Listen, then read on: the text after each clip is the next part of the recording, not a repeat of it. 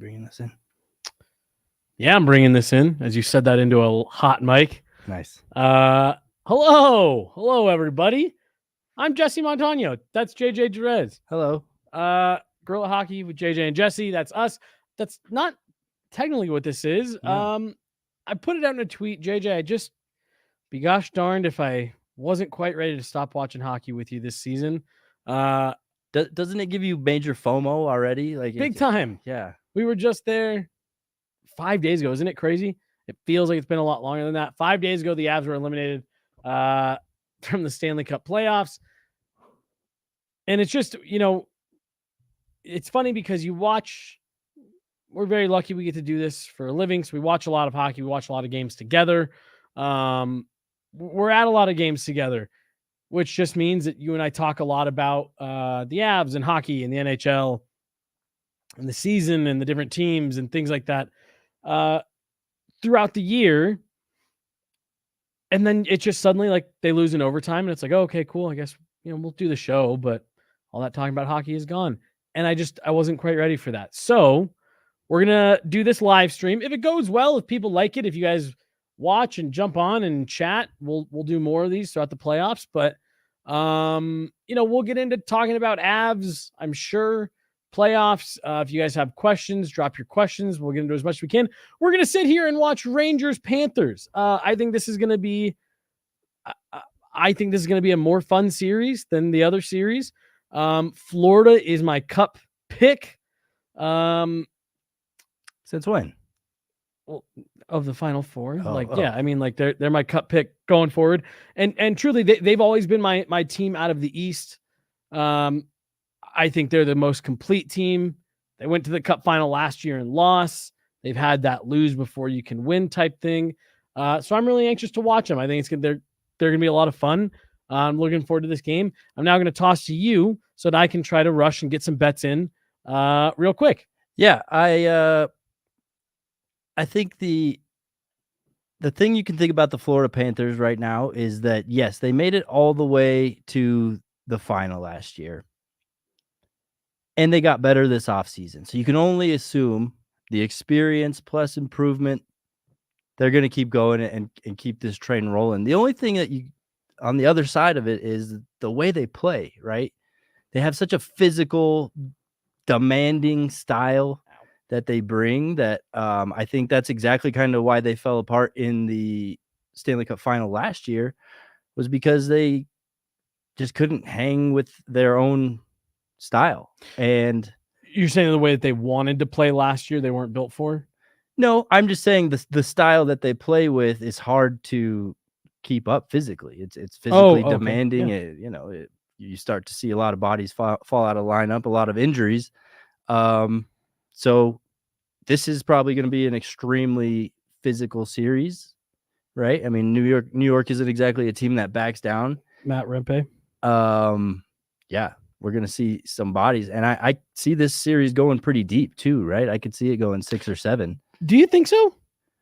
Yeah, I think they're very evenly matched. I think you're telling me you're selling on New York Ranger stock right now? No, I'm just buying really heavily on Florida Panthers stock. Boo.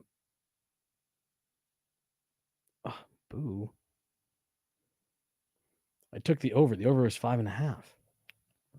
Yeah, that's a pretty good over. It's hard to know what to expect from a game one, right? They're both going to try to feel each other out, but I guess maybe it's low because you got two really good goalies. No, but again, like, yeah, it's not that I'm out on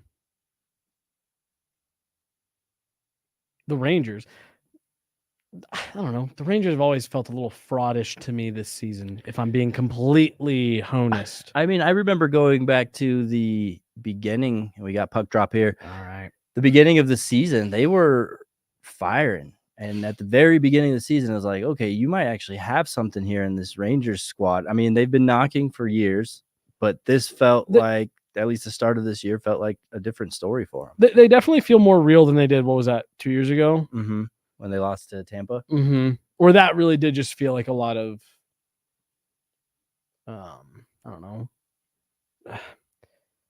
mad, like kind of like what Vancouver was just doing, where it's like, really? Are we doing this? Yeah. Are we Well, really and gonna can't do you say this? that about Florida last year? I mean, they squeaked into the playoffs. So here, went on a ridiculous run, knocked off a ton of teams. Here's why I don't feel that way. Because they won the President's Trophy the year before. Sure. You got it. Different You coaching got staff. Yeah, but a lot of the same players, same core. I mean, like I think Alexander Barkov is very good. I mean, I think Reinhart was very second in the league in scoring. I mean, he had a 55-goal season. He had the season that Mikko Rantanen had last year. Sam Reinhart had this year, and he's doing it in the playoffs. And then obviously, like Brady Tkachuk is kind of the modern Brad Marchand, right? Oh, I don't know. I think he's so much better. Well, that's what I'm saying. That's what I'm saying. The modern Brad Marchand. You remember when he first came in the league and he scored a between the leg pass, and I don't remember who was interviewing him, but they're like, "Whoa, this was fantastic! Can you tell us more about it?"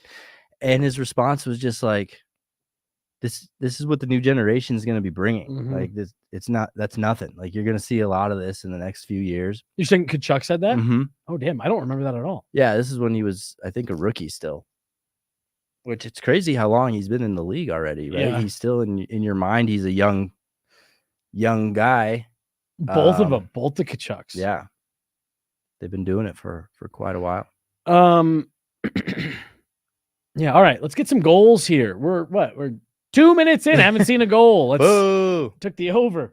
No. And again, like that's not like I think Brad Marchand is obviously he's a good player. That's part of what makes him being such a weenie so annoying. But He's a good player in a different way, right? He's more like that's a bad switch. Matt Tkachuk just has so much more skill than a Brad Marchand. Right, that's what I'm saying, and that goes hand in hand with what you were talking about of how like the wave of players that are coming to the league now, like they grew up. And what I'm about to say here is going to be a really crazy thing to say. They grew up watching Nathan McKinnon, like, and for oh my goodness, Bobrovsky dropped his stick. You said you weren't a big play the puck goalie.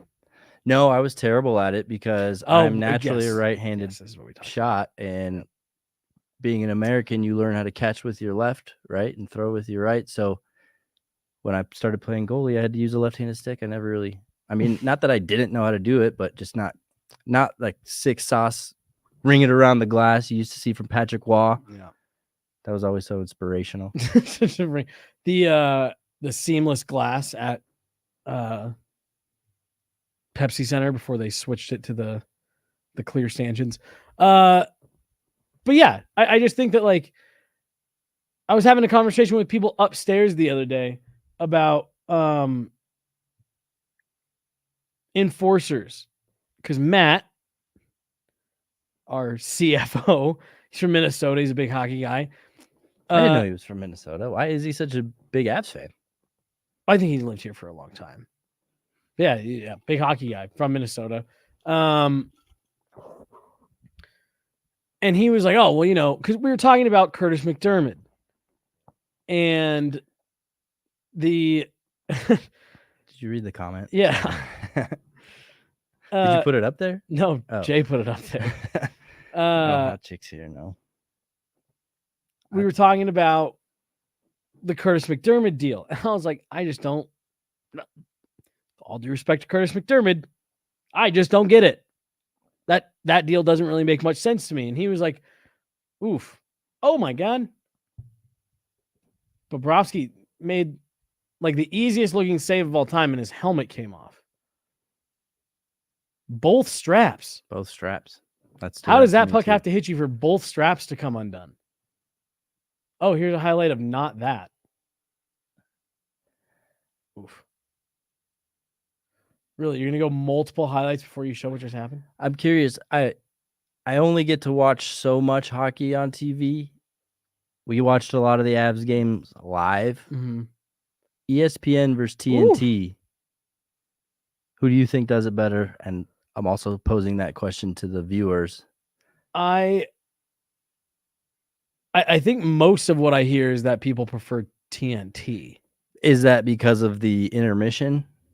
I think so. I guess, is there any different? Because I know some people really hate Buchagras. Well, I was gonna wasn't say, he doing a few of the games? he might even be doing this game. We don't have the sound on. ESPN is trash. I always mute them. There's nothing better to me than muting the commentary. I found that trick in college. It all started with the Nuggets TV guys. I was like, all right, I can't do this anymore. Mute them, throw on some of your favorite music, and you are just having yourself a nice little time. You keep stopping right as I go to take a drink of water. I just feel so disengaged from the game if I mute it and throw on music or something else. It can be disengaging, yes. You have to really give that effort. Right.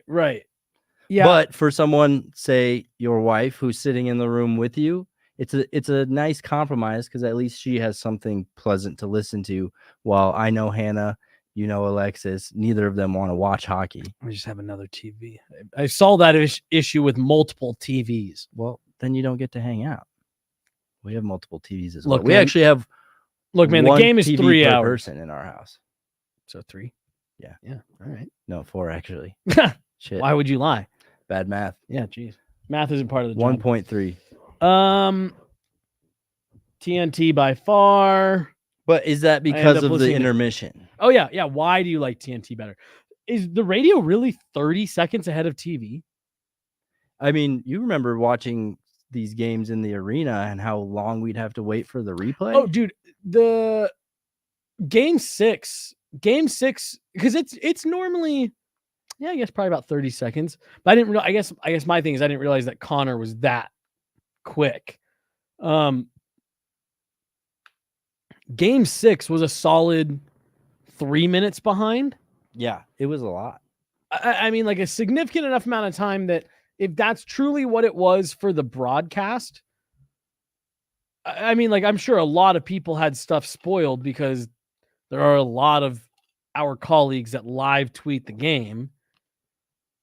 And I'll bet you, because seriously, I mean, it was 3 minutes at least for game 6. Mm-hmm. All right. So you think this series goes 7? I'd say I'll go Panthers in 6. Oh, suddenly a coward. No, I said 6 or 7. I did. All right. We'll have Jay pull the tape later. Good. Then he'll prove me right.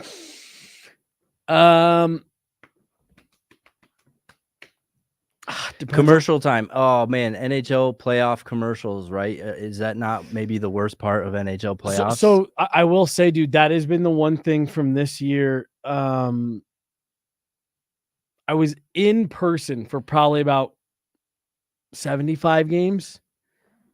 And the number one thing that I appreciated was I didn't have to watch the commercials that are just endlessly repeated throughout the NHL season. And that commercial specifically is terrible, the one with the horn. And the first time I saw it, I actually thought it was kind of clever. Like, oh man, all of our lights got turned into goal lights, doing. And now it's like, yeah, I can feel how annoying that would be. I can tell you exactly how annoying that would be. Especially when it doesn't make any sense. They scored a goal outside playing street hockey and just the lights go off in the house. Yeah, unbelievable. That's technology the NHL can't even implement. The puck crossed the goal line and every lamp in the house turned red. And the NHL is like, I don't know. We got an iPhone 11 duct taped to the rafters, zoomed in as far as it can go to see if that crossed the line. And Geico's out here wiring up the neighborhood. I'm going to say Panthers in 5. Wow, you really don't believe again this has nothing to do with a lack of belief in the Rangers. It feels like it. I think that highly of the Panthers. I said from the get-go, before the Val Nichushkin thing happened, I thought the Avs were the best team in the West. And I said, they're going to have a tough time beating the Panthers. I think this is a really good Florida Panthers team. It comes down to the goaltending. How much can Shesterkin bail you out? And is Bobrovsky the version of Bobrovsky that he's kind of been? Or do you have the wheels come off Bobrovsky? And I don't know. I don't know what you end up with. Yeah, that's a factor for sure. I'm just looking at the road to where they are now. I mean, Florida beat Tampa Bay. This is calling out ESPN for the camera work, audio quality, in addition to not liking announcers and stuff like that. So damn. Again, I don't get to listen to a lot of the broadcasts. I guess I'm also curious. That's a laid offside call. Jeez Louise. If there are any NBA fans, if that holds true, that TNT is just better than ESPN, not the NBA broadcast as well, because I'm a Nuggets fan. I don't necessarily consider myself an NBA fan, so I really only watched Nuggets games and only kind of paid attention. I think people are pretty upset about NBA on TNT going away. It's going away? Yeah, this is the last season. News to me. Officially as of yesterday. Oh. So yes. Yeah. It's news to a lot of people. Yeah, exactly. Yeah. What? Why? TV rights are up. ESPN and NBC bought the rights. And then Amazon got some stuff in there too. NBC. Yeah. So Tuesday night basketball is just going to be on Channel 9 now? I don't know. But apparently the NBA used to be on NBC, and they had kind of the way the ESPN had the old NHL theme that everyone was all hyped about. I guess it was the same thing with the NBA. I saw an ad that they were running yesterday about playing No, that was the NHL one. I'm an idiot. But yeah, sure. I just heard it yesterday, so I thought I was going to be able to call that back from my brain, but apparently not. I like the NHL one. I'm glad you did that. Same in the NBA, people TNT. I'd imagine so. I mean, that panel was sick. I mean, they really set the bar, I think, for intermission. Yeah, for sure. I mean, it's what the NHL is trying to emulate, or the TNT NHL branch. What did you take for this game? I couldn't decide in time. So you just did nothing? Yeah, I did nothing. Are you going to live bet it? Yeah, I wanted to get a feel for the first period. I saved a little bit for the live bet. See what everybody's looking like. I usually like the first period over, but it was -1. Wow, the line is already. Oh wow, okay. Never mind. The over/under is already moved. It's down to 4.5. Bad juice on it though. This hangout it's weird. It's different feel, right? Yeah, I know. This not saying I like it or hate it. I just. This is a lot of the bullshit that you and I say back and forth to each other, though, sitting in the press box. We're not just crammed in shoulder to shoulder, though. That's the only difference. Yeah. Yeah, we do go out there on some of our conversations sometimes. But I'm always honestly pretty impressed how we keep a lot of it to hockey. When we're there watching the game, we're there watching the game, we're dialed in, Like you said, dude, I definitely have FOMO already. And it's funny, I was telling one of the members of the Avs staff the morning of game 6, I said, isn't it funny, there are half the league, they've been done for a month and a half. Oh yeah. And you kind of lose the perspective of it, because the only buildings that you're walking into in the playoffs are having morning skate and games and fans coming in. So you're not really engaged with the other half of it that's not existing. And so now for us to be in that part of it where it's nothing's going on. We're one of the 28 teams. Right. And it just felt so different last year. I was very ready to be done last year. By the time the final horn went off for game 7, I was like, I'm good. I mean, so I said this out loud too while we were watching it. You and I were watching overtime in different places of that game 6, but Yep. Zach Parise's final little scurry around the net that he had there, he had a chance to bury it and put that game home. And unfortunately, that was probably his final play in the NHL. And I'm like, what I said out loud was, oh, he's going to have to live with that being his last play in the NHL God. for the rest of his life. Like being on the doorstep, could have finished it. Avalanche could be playing tomorrow. Do you know, I would have been so hyped on that for obvious reasons that because I would have been like, called it. Force game 7. A toe-to-toe. Toe-to-toe. Dude, I actually saw a compilation of Ricky-isms today. And that was on there. That was on there.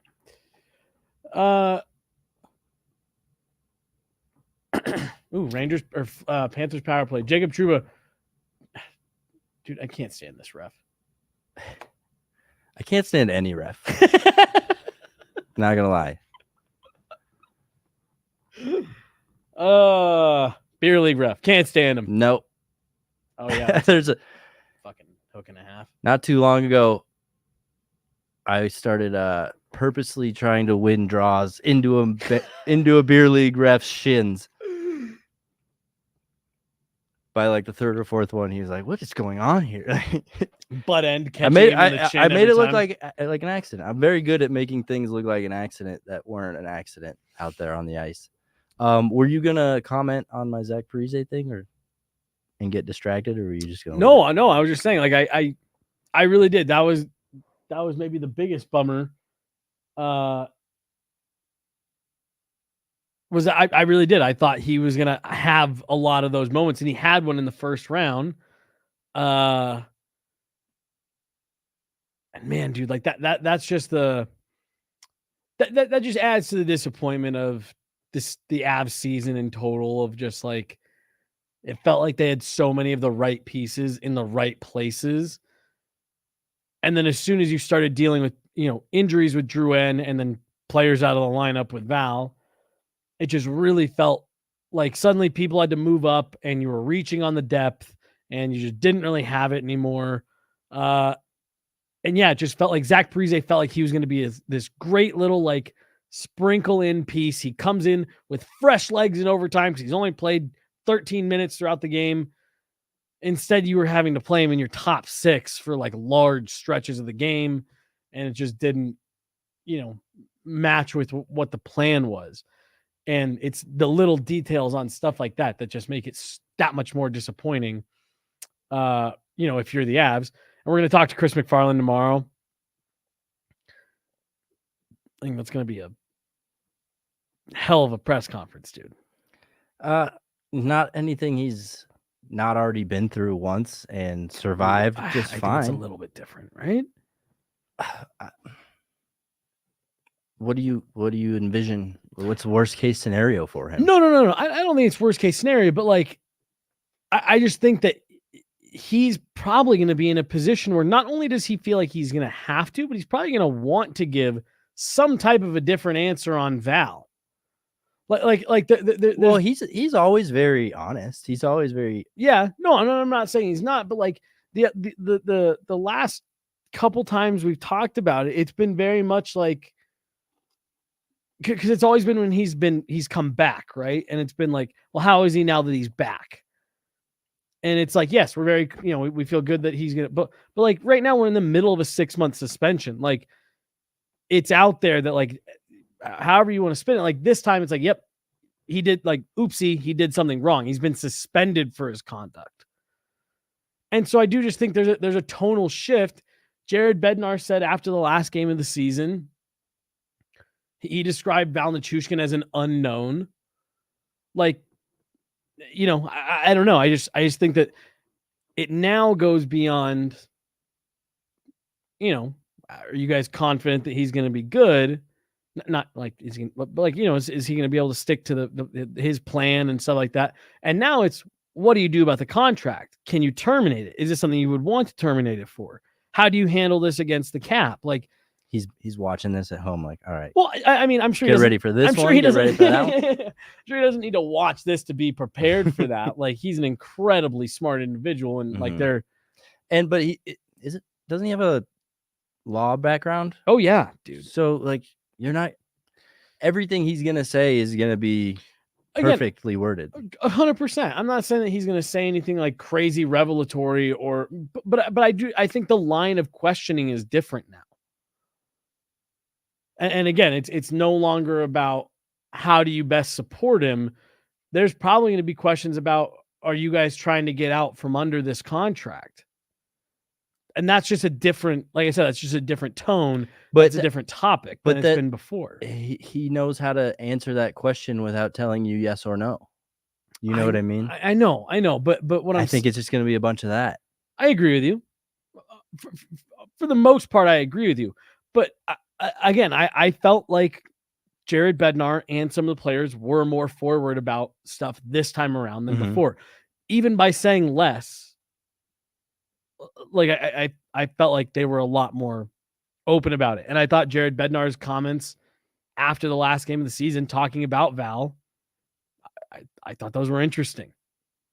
Like they were nothing comments, but kind of. What about on the other side of the podium? Do you expect anything juicy out of Gabe Landeskog? No. Everybody else seems to. No, I don't think there's going to be anything. I told someone, maybe Mark, I said I'm 99.5% sure he is not getting up there tomorrow to announce his retirement. And the only reason I'm not 100% is because anything can happen in this crazy world. Nothing's impossible. I'm never going to fully rule something out. Yeah. I'm not going to throw percentages on it. I wouldn't say I'm 99 point anything confident, but that's my thought too. Is I don't think that there's any chance he's retiring. It seems and feels very routine to me. But on the off chance I'm wrong, right? I haven't been told one way or the other, so I'm not going to say one way or the other. Right. I'm just going to wait and see what happens. And if that's what happens, then yeah, it's going to be shocking and it would be unexpected, shocking, dude. Shocking. Yeah. I mean, he's working so hard. There's no chance he's only gotten this far and he's already like, nope, can't do it. Right, just past the 1 year mark. And Jared Bednar told us 5 days ago, like he pretty much decided he wasn't going to try to come back this year so that he could make sure that he does it right to come back next year. That was 5 days ago. If something that drastic has changed in the last 5 days. Yeah. Also, like, why would you leave money on the table if you don't have to? Right. And we heard from him at training camp, day one of training camp. We got to hear from Gabe, and I think this is just like we're gonna give him. You got him on the first day, you'll get him on the last day. We'll see you again on the first day. Yep, I agree, and that's all it is. So, again, I do expect. I agree with what you're saying. Of it's going to be a lot of nothing burger, a lot of tiptoeing and tap dancing around, saying what it actually is, or anything of substance. But I do think the line of questioning is going to be different from the media. And I wouldn't be surprised to see Chris McFarland give a couple, maybe more slightly blunt answers and go as far as say something like, we're disappointed. Yeah. That doesn't really, I don't know. That doesn't really do it for me. So we ordered a pizza, and I'm assuming Jay's never ordered. Yedun has never seen a pizza this large in his life, I'm assuming, based off his reaction. Yeah. Is this your first Cosmos? Nice. I'm pretty sure that's just like a standard size too. Like that's not even the large, right? Or is it a large? It's pretty large. You can keep it in there with you. I'll grab some. Well, they're not paying for this. I'm just kidding. But hey, Cosmos, if you want. Here, no, you can keep it in there with you. Yeah. No, I'll grab some slices on the plate. You should keep it in there with you. Why if I say that? Okay. Did you want it here? No. Oh, okay. Thank you. Do you guys want a few on the place? Yes, please. Plates would be great. You're the best. I do love it. He was willing to just bring that whole thing out here. Yeah. That was fantastic. Well, and had they paid for sponsorship, that would have been a fantastic Again, place to put it. Cosmos. Cosmo. I'd love for Cosmo, your if pizza you're to live listening. there. Yeah. Mr. Cosmo. Whole bunch of nothing on that power play for Florida. Feels like it's been a whole bunch of nothing first period. Like I said, teams feeling each other out, moving on from the second round. Okay, this is a much different team than the Bruins and the Hurricanes. I think both these teams have at least had a few days off too, right? Yeah, which is always detrimental. That's one thing I didn't realize until this year, and it was Evan that pointed it out. Evan Rowell, big fan of our show. Yeah. If he's watching, hello, Big Evan. supporter. What does he do for work? All I know is he loves this show, Yeah. and he would personally endorse this He podcast. tunes in all the time. I know it. That the first home game back from a road trip, the home team usually struggles, and that's something I never caught on to in the past, but He's always onto weird trends, isn't he? it's a thing. Yeah, I'm surprised he didn't have a meme for it. Should I text Evan and see if he wants to come on? Like from home? Yeah. Yeah, that'd be cool. We can do that. The things at Guerilla Sports, the possibilities are limitless. Do we have any good comments? I can't see the comments. Usually we Yeah. have it on a bigger television than this, The bigger television is being used. but we're using the bigger television for the game. Sorry, I was texting. Evan, can we assume Sean Walker is gone? Yeah. I think they got other guys they're going to try to bring back, and I think Sam Malinsky is going to take Sean Walker's place. Yeah, I would say I wasn't really impressed by Sean Walker. I think there were Interesting. glimpses of good stuff, but overall it wasn't so much like, oh wow, they got to keep this guy around. Not saying that I'm like, screw Sean Walker if he's here. I'm out. Yeah. If he's here again, the team's ruined. But I think Sam Malinsky brings just as good of an upside and a lot cheaper to do it. Well, and he's younger. On the Emily side, on the ESPN side, I do like Emily Kaplan. I think Emily Kaplan is a good interviewer, personally. That's one thing I do like that about ESPN's broadcast from the limited that I watch. I respect that opinion. I don't know. You watch more away games. Do you have a preference? Or you said that you don't listen to them? No, and I usually watch altitude. I guess national broadcasts are usually at home, are they not? I don't know. I don't either. Again, I don't know. I feel like we were at a lot of national broadcasts. Yeah, this I year. know because we were at the arena late. Yeah. Okay, so Okay, you go first. well, I complain about this all the time. Well, and this is okay. So for the East Coast, this is an 8:00 game for them. Suck it. Now you get your first glimpse of how we feel when they're not leaving this building until midnight. And what I truly don't get, and I know this is different from ESPN to TNT. Ooh, what a shot! Chuck, Wow. shoot. Why'd you say what? Well, because I was thinking about taking him to score and Florida to win, but I don't know. It's still early. I gotta chill out. Can you Florida take might player not win. props after the game starts? No, I just mean Florida still to win. You're the best, Yadun. Thank you. Damn. That's sick, dude. You were about. Thank you. Can't do it without the spicy ranch. You Look at cannot. this.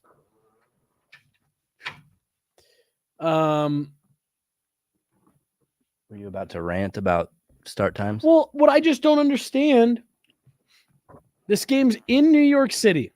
It's the first game of the night. And it started at 8:20. Why? Why? I really Why 20? What happened to 07? well, that's what I'm saying. Oh, can I get up? Damn. I think he brought this Oh, for us to nice. share. Well, I don't need that. I need napkins. Oh. So I went to the Nuggets game 7, which started at 6:00. it was so marvelous to experience that 2.5-hour game, Short games. walking out of there by 8:30. And that's another thing, the NHL. And this is something we literally talk about in the press box all the time because I'm always bitching about it. The NHL has to find a way to shorten up these games. Like, I think every other sports league around the world is trying to find a way to shorten the games, except for the NHL. They're just, why not make them longer? Let's get more reviews in there. Offsides. Get rid of the blue lines. Let's review. Get rid of the blue lines. Raise the glass. Yes, dude. Yeah, taller glass. Yes. Why not taller glass? I don't get that. I don't either.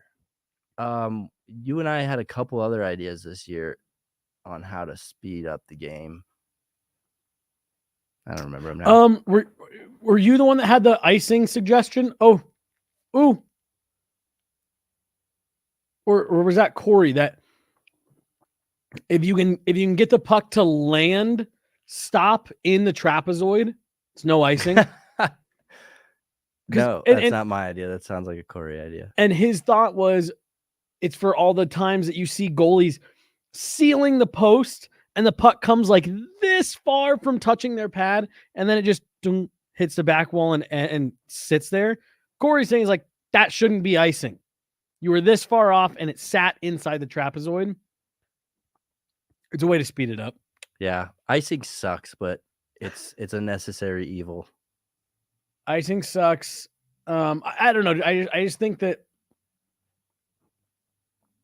offsides to me speeds up the game in several different aspects.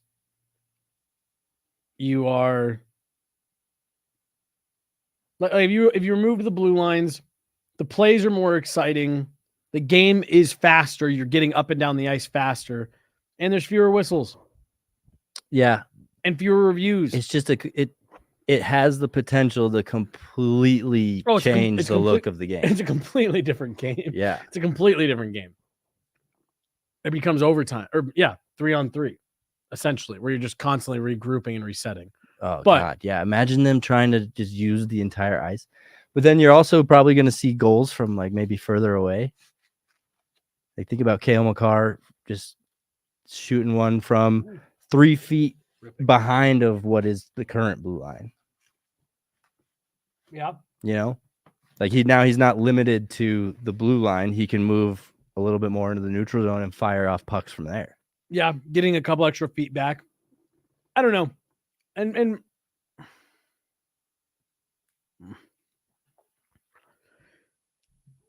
it feels like another one of those necessary evils because I really don't know how you. It would just be completely different. Yeah. Where'd Jay go? I just keep seeing him move. He just keeps darting around back there. Oh, his dog's here, so he's giving his dog attention, chasing the dog around. Yeah. Oh, there he is. Well, we're almost at the end of the first period. This honestly has flown by. Trennan. Someone saying to bring Trennan back. Oh, I would love that. I think Trennan should absolutely stay here. I liked what he brought. He just said, I mean, I talked about it the other day. Jared Bednar loves his coaching philosophy is all effort. And I feel like Yakov Trennan is all effort. he seems like a great set and forget 4C. He's a Miles Wood mini. And he's not even a mini. He's a big guy. He's just a smaller Miles Wood. Just goes 100 miles per hour. Trennan, you think Trennan's smaller than Miles Wood? Yeah. Has to be, right? He's a pretty big dude. Man. This is a kind of show that we can look it up. I'm not saying he's small by any means. All right, so 1-0 at the end of the first. I can't believe people are watching this. Why? No, I think you're a likable guy, JJ. Yeah, it's just like, and if you go retweet it, maybe I even did. More people. Oh no, I'm saying like again. Oh, I'm not like that wasn't a criticism. Oh, I'm not a negative guy. Depends on the night. Yeah, it depends. Yeah, there's probably some people in the press box that are like, he's a pretty negative guy. I don't know what to tell you. Florida's up 1-0. Goal for Matthew Tkachuk. Sergei Bobrovsky with a big save late on a breakaway. I believe it was Carter Verhaeghe. Yeah, dude. I just think this Florida Panthers team feels a little bit to me the way that the 2022 Avs team did, where they're much better than I think people realize. I think they're much deeper, much more experienced. I don't know. I just, to me, I can't put my finger on what it is about the Rangers that I don't think they have that the Panthers do.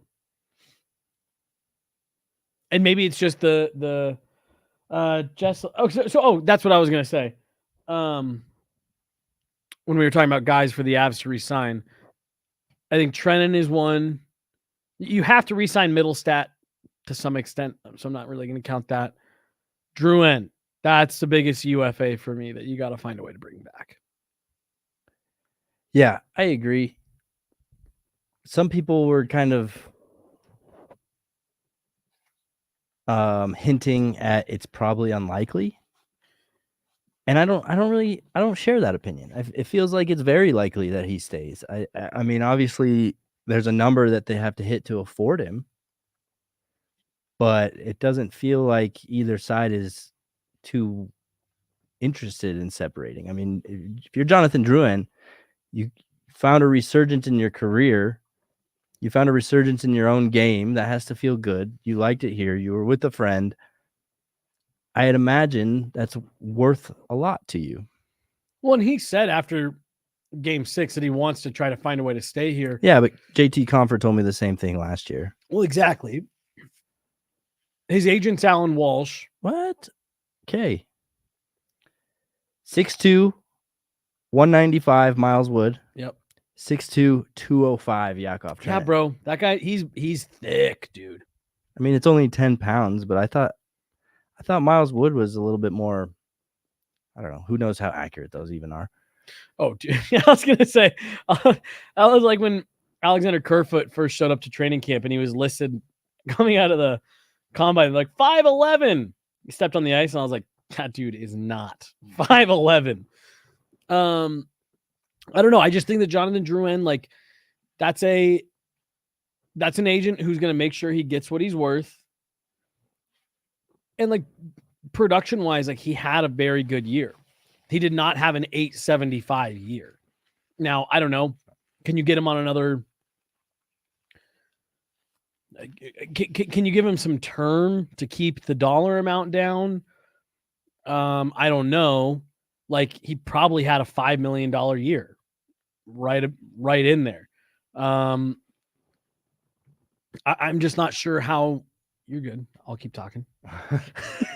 I'm just not sure how, like you said, everyone wants to take the team friendly and everyone says that, yes, it's great to play here. And I do think that I do think Jonathan Drouin is going to be in a unique situation a little bit to that. It was such a good fit for him. Like I do think, regardless of what his agent says, I do think Jonathan Drouin is going to be willing a little bit to be like, yeah, if I got to take 250 to 500 less, if I got to make, and I'm kind of making these numbers up here, if I got to make 5 instead of 5.5, I see this as a good, as a good landing spot for me. It's good for my family. I feel good here. My mental health is good here. And that's something that's important to me. I'll take a little bit less, but he's what, 29, 28? You're getting into that territory where this is one of the last chances you're going to get a long, multi-year extension. Because let's say let's just say that whether it's with the Avs or someone else, he signs a 5x5. Okay, now you're 34 coming out of that deal as a 60-point guy at your best, 60 to maybe 70 if he really pops off next year and plays next to McKinnon all year. Is anyone going to give that guy much term? Yeah, and I mean, this is his last chance to really make money. So right, and so that's what I'm saying. Like, I do think that if there's anybody that is in a position to maybe take a team-friendly deal, it's a guy like Drouin. But I also think for the Avs, it unfortunately just lines up horribly with, this is really the last time he's going to be able to cash in. So what would you credit the resurgence of his season to? Like what do you think was the main catalyst for him I think culture. I think getting to I knew, obviously everyone knew that they played together in Halifax and that they were really good friends. I did not realize these are like childhood friends. Like think of your childhood best friend or very close friend, and like they're playing in the NHL. Your locker is right next to theirs. Their lockers were right next to each other in both game and practice locker rooms. And he used the phrase, this was a few weeks ago when I talked to him. I said, we haven't asked you about it in a while, but now we're getting near the end of the season. I said, how has it been? Beginning of the year, we kept asking you, what do you think it'll be like? What has it been like? And he said, it's been amazing. It's been awesome. It's been exactly what I wanted. I knew when I was coming here, I was going to have to strap. And he said that Nate told him, like, bring your work boots. Like, we're going to work. And he just said that it helped reignite his passion for the game. And I think he found a culture of, players holding each other accountable, to their commitment to the game and being on the ice, and dedication, and a system that his skill set kind of flourished in. And like he legitimately worked his way from fourth line, healthy scratch, to like legitimate top line player by the time he got cut by a skate in game 82. I just think there were several factors that fell into place that it's like, yes, you will be able to go to another team and probably find some level of success with the tools that you picked up here. But I don't think Jonathan Drouin's going to find a better all-around fit for him than what's going on here. Right. So it's pretty safe to say that Nathan MacKinnon was a big catalyst for the resurgence in his career. I like your answer of culture. He found a good culture, but who drives that culture? Nathan MacKinnon. And I think other teams they're going to know that. It's not a secret. Everybody knows that. They're going to look at this situation here in Colorado and say, well, we don't have a Nathan MacKinnon to help this guy be the player he just was.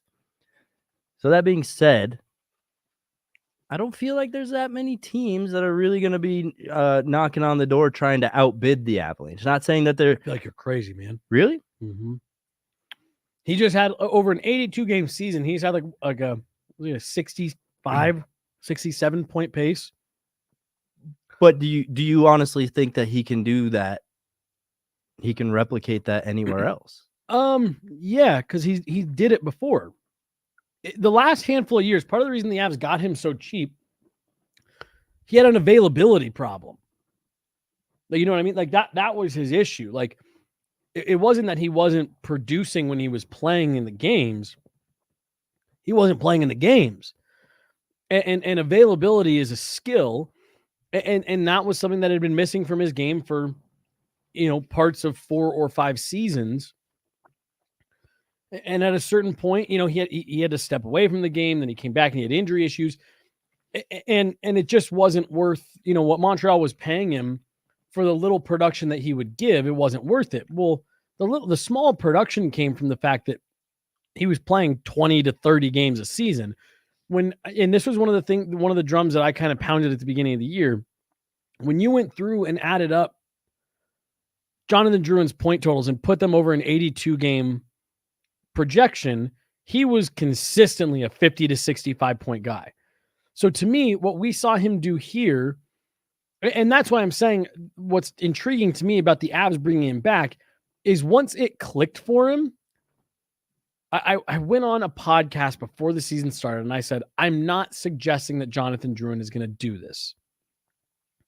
I said, but if all the chips fall into place, like his numbers suggest that a career year for him would be 70 points plus.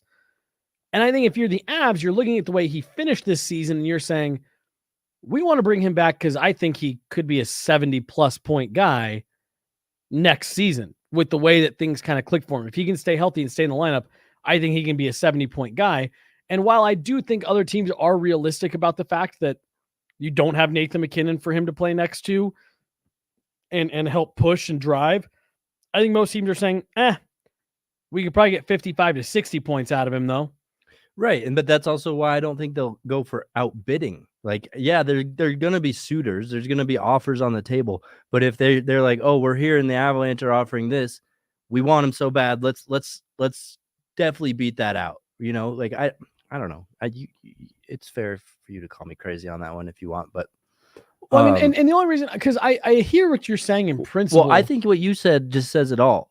Not only is he playing next to him, he pushes him. Like, he makes him stay with him at practice. He makes him get on early with him. they have that routine. It's more to than go just through. line mates and having good chemistry with somebody. So sorry. Yeah. I stopped right as you were Again. bite. That was the first time I've done it to you with the pizza. One that was a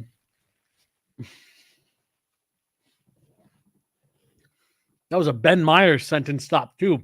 Your cadence said that you had so much more to say, and then you just stopped saying words. You do a really good Ben Myers impression.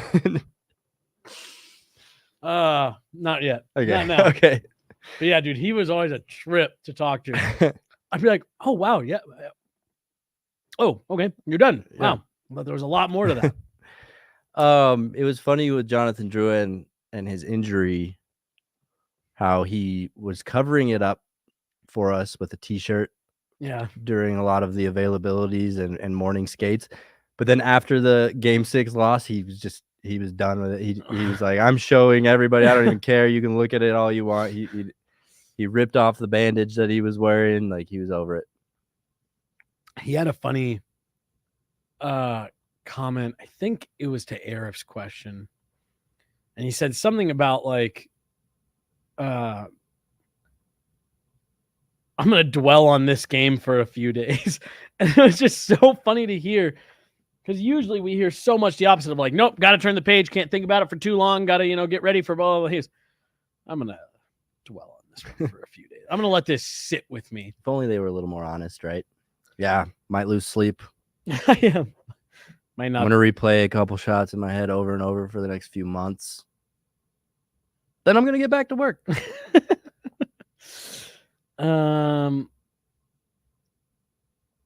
what is this? Oh, that's so funny. Oh,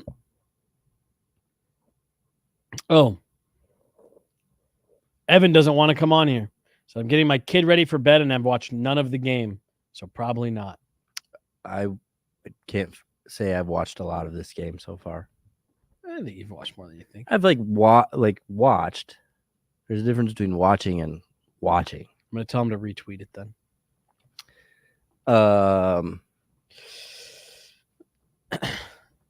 What's comments? What's up in the comments? I do want to point out, for as much as you've given me a hard time about being out on the Rangers, you're wearing a Florida Panthers t-shirt. Yeah. I'm in on the Panthers. I'm a Panthers fan. Well, I mean, it did not feel that way. It certainly felt like you were. Well, I try to approach it realistically and not just. That's why I wasn't able to make a bet, right? I'm trying not to just go with the heart and try to view it a little bit logically and with reason. And I feel like both of these teams are pretty evenly matched. So they announced Jack Adams. This is shocking to me. Just broad strokes. Jared Bednar's on it? No. Oh. He's not in. He didn't receive a single vote. A first, second, or third place vote. Well, I think other years he'd probably be more deserving than this year. Would you like me to read off 13 in front of him? Yeah. 13 coaches. So Rick Tocchet won. Andrew Brunette got second. Rick Bowness was third. Then Peter Laviolette, Chris Knobloch from Edmonton, Paul Maurice, Spencer Carberry from Washington. Wow, that far down really for Spencer Carberry. Rod Brindamore at 8, Jim Montgomery at 9, Pete DeBoer in Dallas at 10, John Cooper at 11, John Tortorella at 12, Mike Sullivan in Pittsburgh at 13. Somebody out there honestly thought John Tortorella deserved to be coach of the year this year. After all the shenanigans we saw him go through. Several people. Yeah. If he wasn't even last on that list, that means he had more than one vote. Yeah. He got 2 second place votes and a third place vote. John Tortorella is just one guy I'm eternally grateful for that we don't cover. I'll be honest. I probably wouldn't cover this team if John Tortorella was the coach here. I'd like to say that I think it would be fun to like kind of play with live ammo like that every day. But I also am realistic about the fact that I'm just a total weenie and I probably would get too scared. Can't poke the bear. Well, like if you ask a dumb question to Jared, he'll give you a one-word answer. No, it's not. Well, I think he'll even try to answer it sometimes. Well, that's what I'm saying. And what we've learned before in the playoffs, because Jared Bednar always tries to like stop saying stuff in the playoffs, and like we've all just learned, like just wait him out. He's too much of a hockey nerd. He can't help himself. Yeah, you're right. He's like, no, no, I don't think so. The thing about it is, they might. It's like, oh, just no one say anything. Hold, everybody, hold, brothers, hold. Yeah, and then he starts going, and he's great. He's fantastic. Like, we've talked to a lot of coaches around the league. He is among the best. He's outstanding. Yeah, I honestly don't know. Like, I feel like Arif would go to blows with John Tortorella by the end of the week. Arif would get his credential pulled because he got in too many arguments with John Tortorella. Before training camp is out. Like, yeah, I don't know. I just like it I do wonder if who would be the first one to get Tortorella blackballed like the guy did this year. I'm not answering your question. Bolding. Yeah, probably. He doesn't do too much hot takey stuff. No, nobody really does. Yeah. It's kind of the Kislev. Terry Fries, the Kislev. Oh, Mark Kislev versus John Tortorella that'd be a pay-per-view I'd pay for. I agree. That would be good. Live from Ball Arena, it's Mark Kislev talking shit right to John Tortorella's face. Remember when Mike Chambers brought brought up the MMA thing? I was thinking about that yesterday.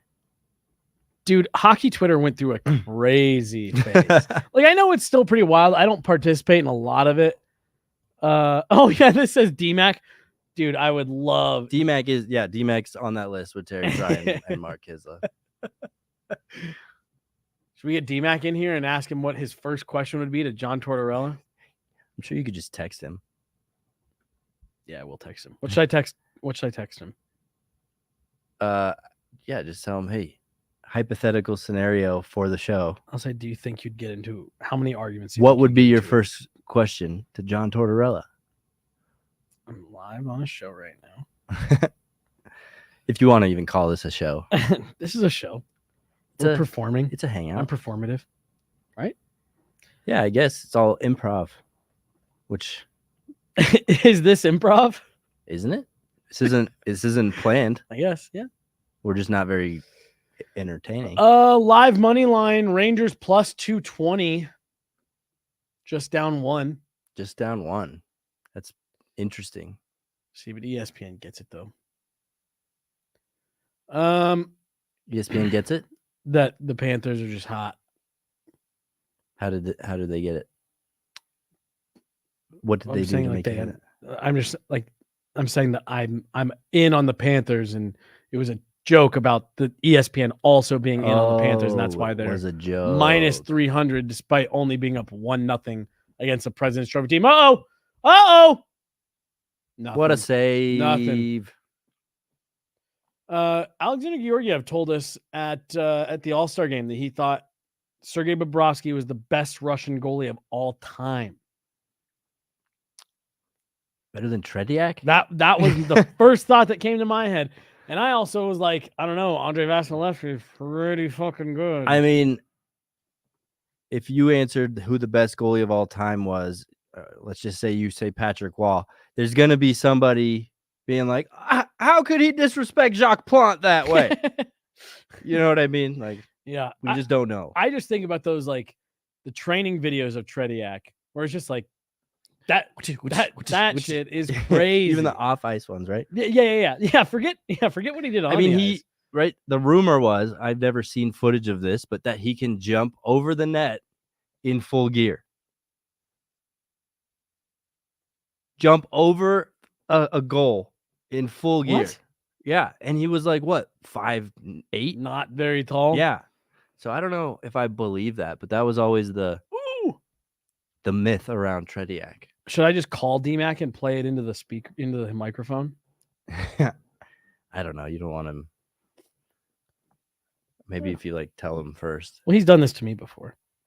He actually called me after the third period ended in Dallas for game 1. I was like, "Hey, what's up?" He goes, "Hey, you're on the pod." He knows how to use. Should we loop him in? All right. Does that sound terrible?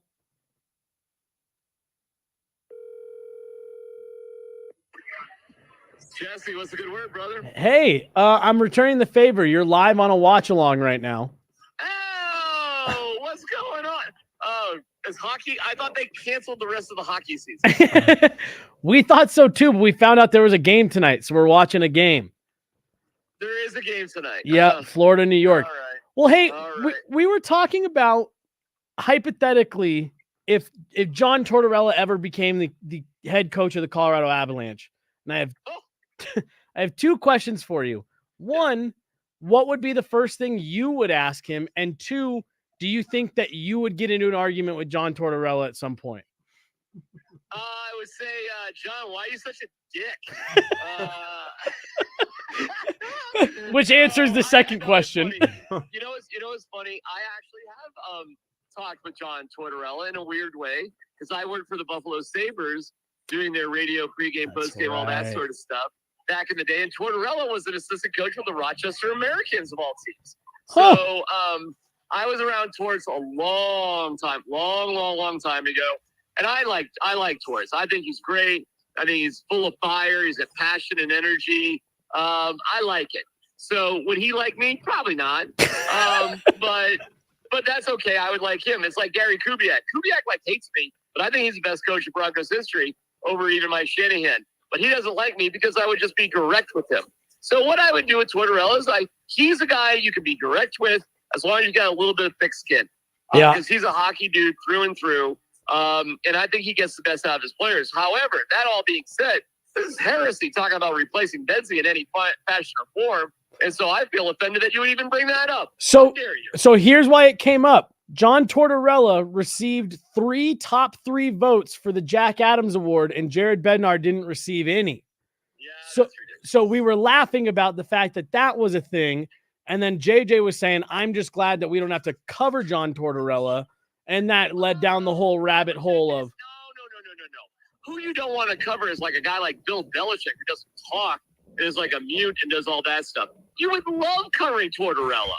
Why wouldn't you like covering Tortorella? It'd be full of fire. It'd be fun. He'd yell at you every now and then. Come on, JJ. It's the getting yelled at that I don't think he would like. I don't like getting yelled at. Oh, my God. Get over it, JJ. It's nothing personal. He doesn't know who you are. He doesn't care about you. He doesn't, he's not talking to your mom or anything. See, listen, JJ, let me tell you something, guys. These players, you ever see the movie Almost Famous? And Philip Seymour Hoffman tells the young journalist, of course I'm home on a Friday night. I got nothing going on. That's who we are, guys. We're not cool. We're not getting invited to parties. All we do is hang around the cool guys. We're not cool guys. That's why we like each other so much. Get over yourself. My God. You think is Nathan McKinnon going to ask you to go play handball? Maybe. Hey, No. I do feel like Jared Bednar cares about us as overall humans. Jared Bednar knows your name enough so when Brendan says Jesse, he goes like this.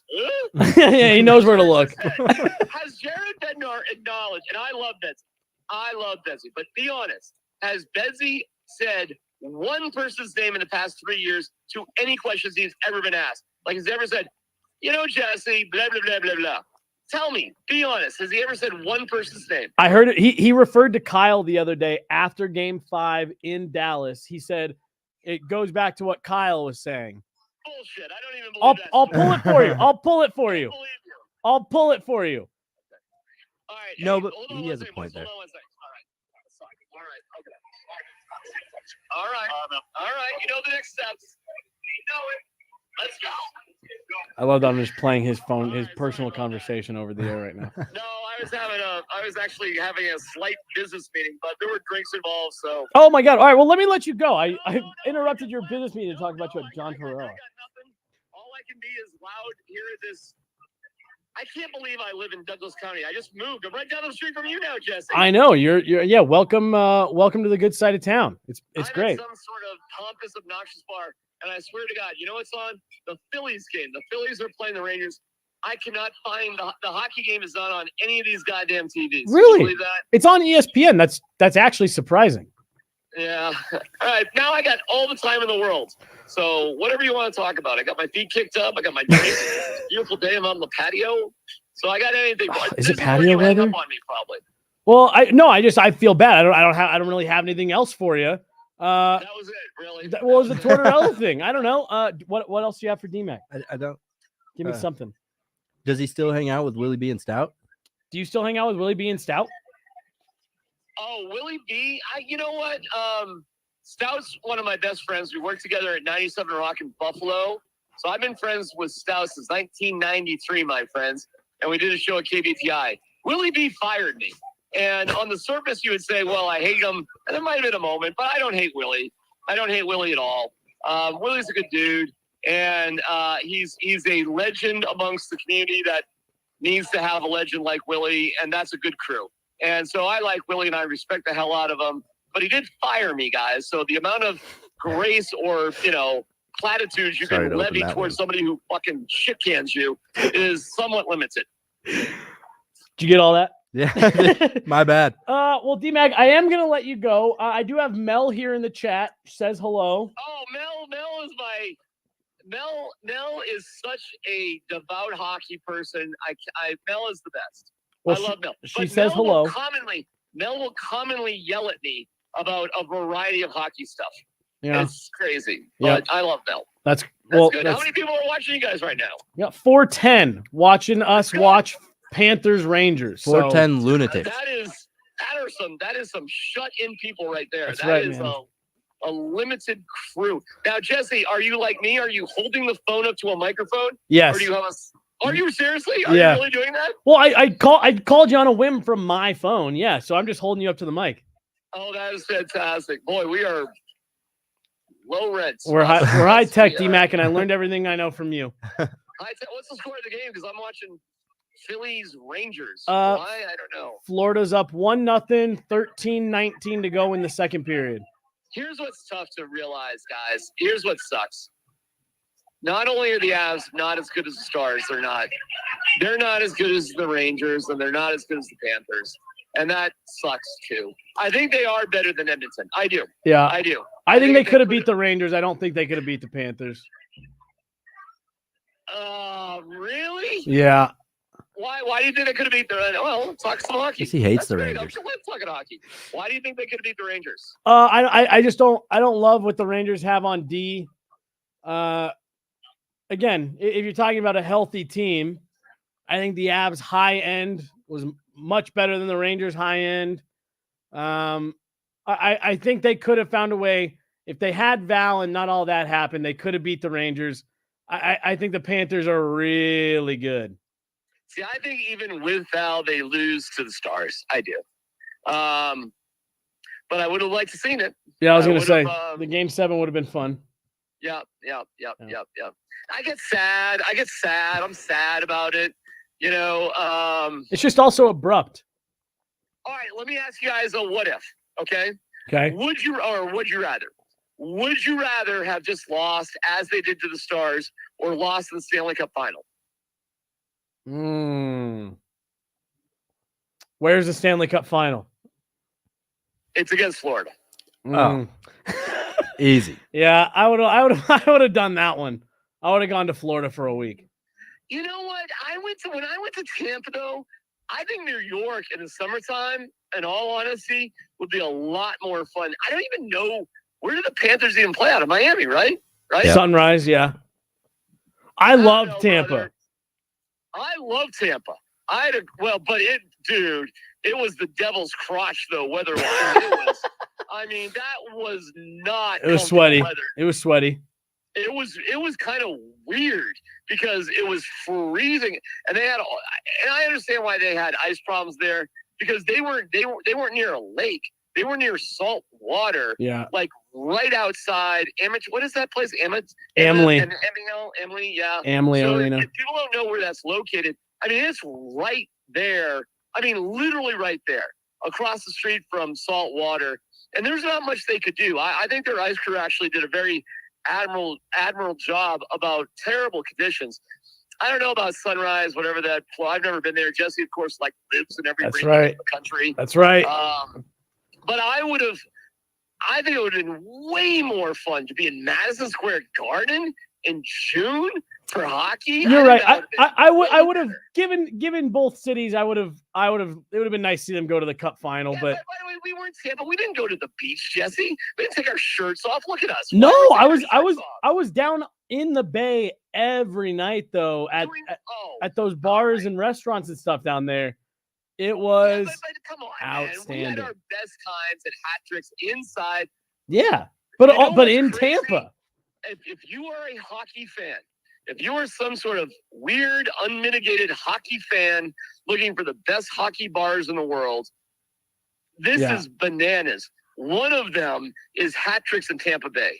And I am not shitting you. It is that good of a hockey bar, Hat Tricks. I thought, at first when I saw it, I was like, oh, that's a weird Irish name. A Tricks. And then, hey, D-Mac, you idiot, it's Hat Tricks. And I'm like, oh, because the way they spell it, they don't spell it with two words. They just spell it like an Irish bar. Like Yeah. Hat Tricks. But Best wings I've maybe ever had. Dude, that place, if we're just going down memory lane here. So we would go there. What time was it, Justin? Midnight, 1 a.m. They didn't close. It was The late. owner was just like, fuck it, we're just going to stay open. It was like, really? Okay.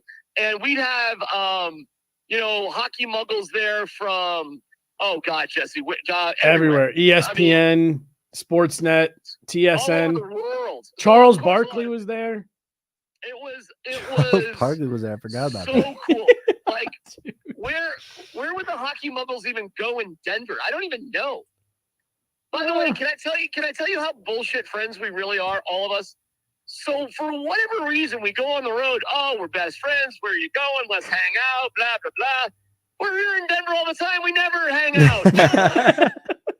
We never say, hey, the game's over. Let's go get a drink. But for whatever reason, we're on the road. We can't stay away from each other. Well, and, Why is that? and when we do it here, we have to film it for some reason.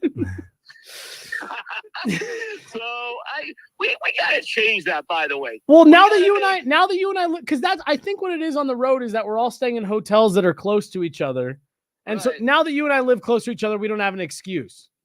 Right. So let's go to all the douchebag mall restaurants in the Park Meadows Mall area. And I left out, I shouldn't call the place a douchebag place that I was just at. But let's we should all hang out at Jesse, I'll see you tomorrow night at Seasons 42 or at Earl's. That's right. Yeah. Ooh, we Oh, should do maybe. Earl's. Hey, JJ, up your alley. Red Robin's right over there. He knows me so well. We'll get extra fries for you, JJ. Oh my gosh. All right. I'm gonna hang up. See, this was way more interesting than that. I agree with that. Florida's on a power play now. Florida's on a power play. All right, fire hockey. We can curse on this thing, right? Or is that bad? No, we can. You have. It's all good. I have. You have. That's all right. It's all right. I love it. D-Mac, thanks for answering my phone call. I'll talk to you soon. All right. Bye, JJ. Bye. Bye. I'm actually shocked he didn't ask about Landy tomorrow. Do you think he's retiring? Well, he was a couple deep, admittedly.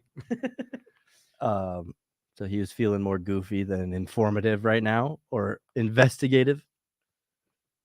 Good to hear from D-Mac. One thing that he said that stood out to me was the Bednar comment, how he doesn't really say, well, Jesse, blah, blah, blah, blah, blah. It just made me think of Matt Duchene after Game 6 and his interaction with Ryan Boulding. That was heartwarming, right? It's like hilarious to me because both of which left the organization with a little bit of I don't know, something in their heart and left very unceremoniously. And they see each other for the first time in 6 years, and it was good to see that Matt Duchene not only remembers Ryan, but obviously respects him and holds him in high regard. And gets the bit. Like, for what you were just saying, like, there's obviously a layer to that relationship that isn't like right on the surface. But so, like, for Matt Duchene to say that, it's like, I get why you're asking. Yeah. Like, I love that. Yeah. You're right. Well, the game's already halfway over. Look at us go. The games even move faster on the East Coast. This is the point for Avalanche Did games. you bring my water in the fridge? Just one of those waters?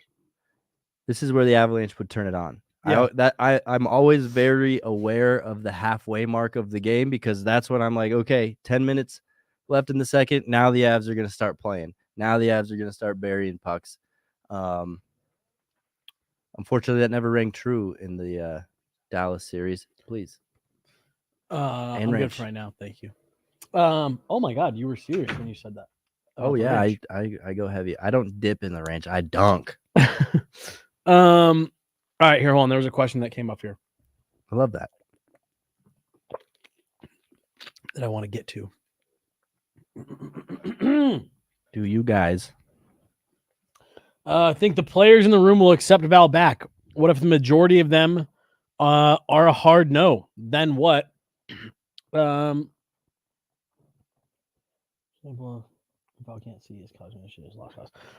So this says recovering alcoholic, in and out of rehab. So I just asked because I heard a lot of people around me when I was like that. This is a perfect example. If Val can't see that he has an issue, then this is a lost cause. So look, we aren't in that room. Thank you. And Yes, please. well, all right. We're in the room, but we're not there, more than just a handful of minutes every day. And we get to chat with them. We get a sense for the vibe and, what kind of mood guys are in and stuff like that. But we don't really get to see what happens, behind closed doors. So it's hard. It's hard for me to say definitively. The sense that I get, based on what I know, folks that I talk to, my overall understanding of the situation, I think that's going to be the toughest part. When you're talking about, because I've seen a lot of people say, like, definitive, like, you can't bring him back. I think it's really complicated. His contract is going to be complicated. Trying to get out from underneath the contract is going to be complicated.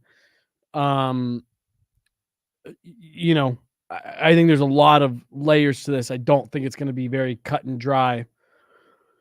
But I think the number one hurdle that you're facing is not, can the team bring him back? Can the team trust him? Can, they afford to keep him, with it being the unknown? Like, all of that, all of those are factors. But I think if nothing else, I think you're going to have a really hard time walking him back into that locker room. This will be the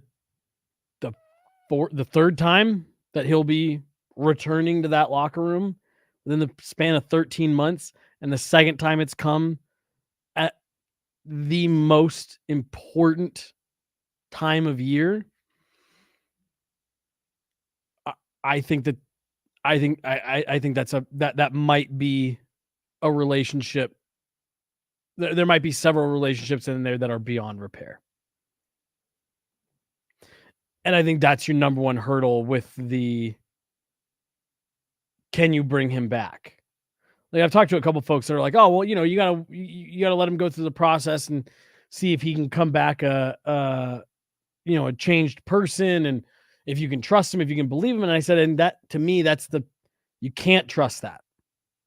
You can't ever trust that. What he's, no, I'm going to be there. I'm going to be good these playoffs. I'm going to be right in there. Okay. You said that the last 2 years. Yeah.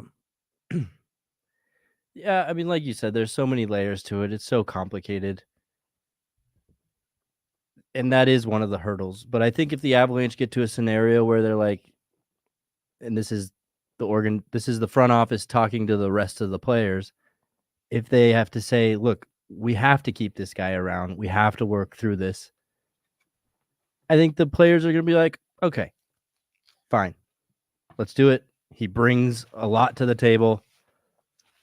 Let's just make sure everyone's going through the extra hoopla to keep him clean or whatever.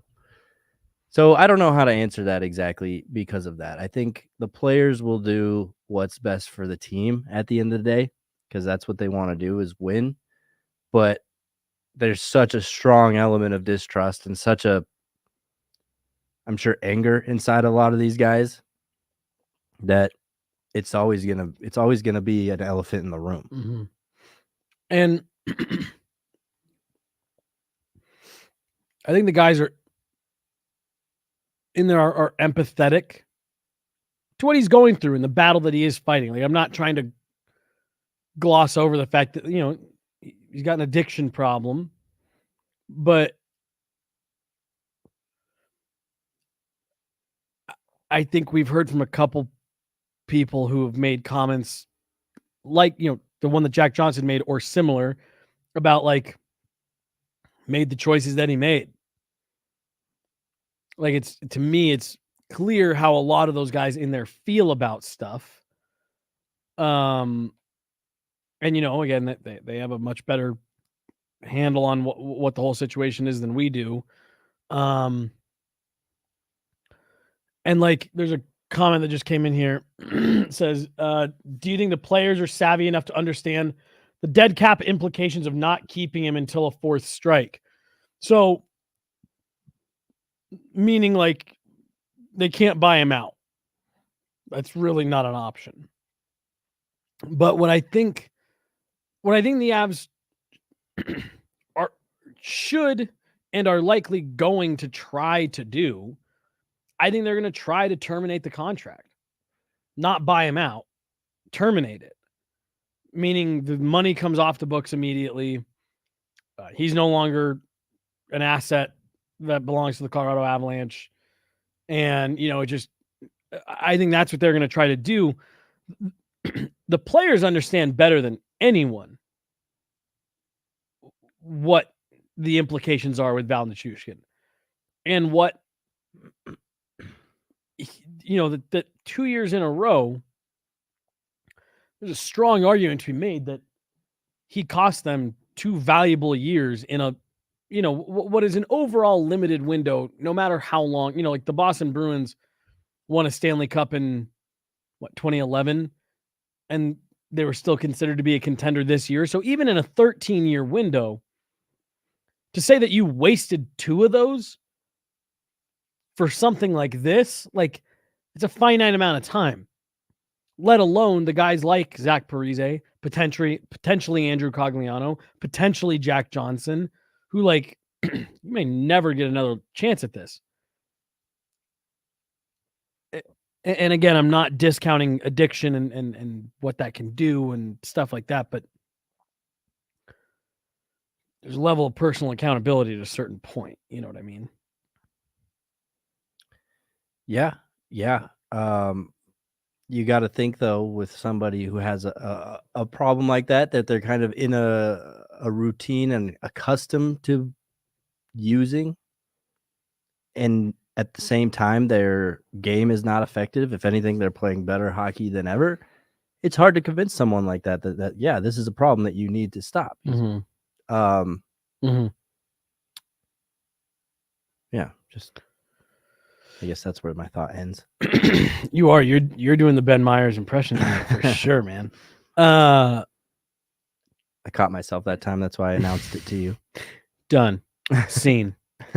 Yeah, man. I don't know. It's part of what I think makes this situation so complicated, because to the point that you made a second ago of, there is absolutely a world where they cannot get out of it. And if he gets reinstated in 6 months, or even, you know, I mean, I've floated this to someone the other day. Like, can the Avs get involved with the league and say, we don't think 6 months is enough? 3 times in 13 months. We'd like to see something. We'd like to see him stay clean for a longer period of time. Again, it's not like a team suspension. That's like working with the league and the PA on, we want to make sure that he's good, because it's 6 months minimum. Doesn't have to be 6 months. It can be more than that. And so, yeah, you know, I don't know. I think that's how you maybe kick the can down the road a bit and not have to deal with this year, and you spend his cap hit somewhere else. Go get a big rental. Give Patty Kane a 1 year whatever. That's a random name I'm pulling out of a hat. See, bro, 5.5 minutes left in the second period. Yeah. 9 shots for the Rangers. Your over's not looking great. No, over's looking horrible. And 9 shots for the Rangers. Like, this Panthers team is just, they're fast, they're deep, they're skilled, they're big. Radko Gudas out there, they're mean. No shots in the last 14 minutes. Radko Gudas is not there anymore. Liar. That's I part just of. saw him. No, he's gone. They got rid of him. That's part of why I think they got so much better. Is that not him right there? That is not him right there. You see the lack of beard? Well, now I do. Now they turn. I could have sworn 7 He's in in white Anaheim? was Radko Gudas. Oh my God, you're right. Oh my goodness, I feel so silly. Don't. It's okay. But again, that's why I think that Florida got so much better last offseason, was that one single subtraction. But no, you're essentially at a point as an Avs fan where you're either rooting for Evan Rodriguez, you're rooting for Matt Duchene, or you're rooting for Calvin Pickard. The New York Rangers don't have any former Avs, so No, none. no. Damn.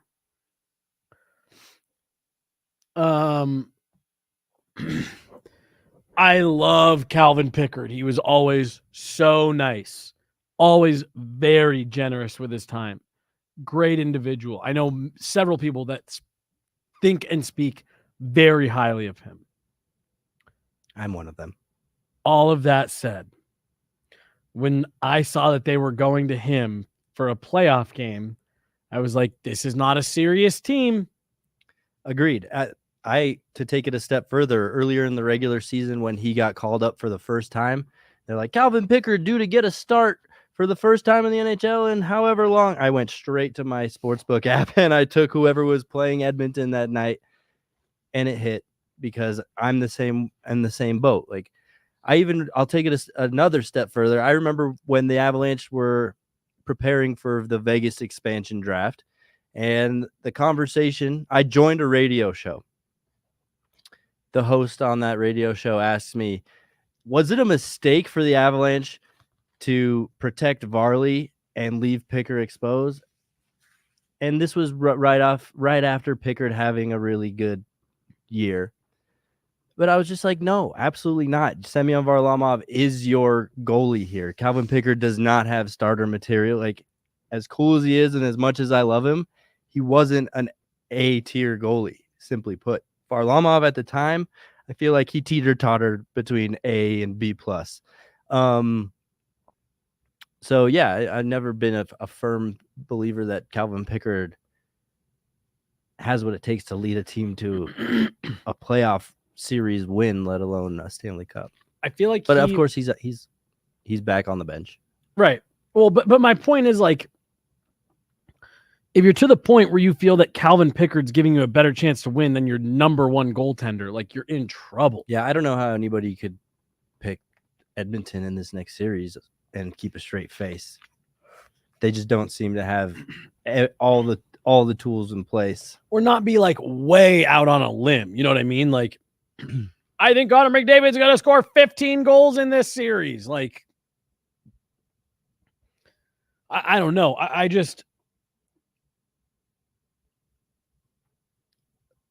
I've said it for multiple years now that I'm like out on the Edmonton Oilers. And it just seems like no matter They feel to me like the mid 2010s Avalanche, but with better high-end players. You know, like right before McKinnon came in, and even like right there in the couple of years after when he was a rookie.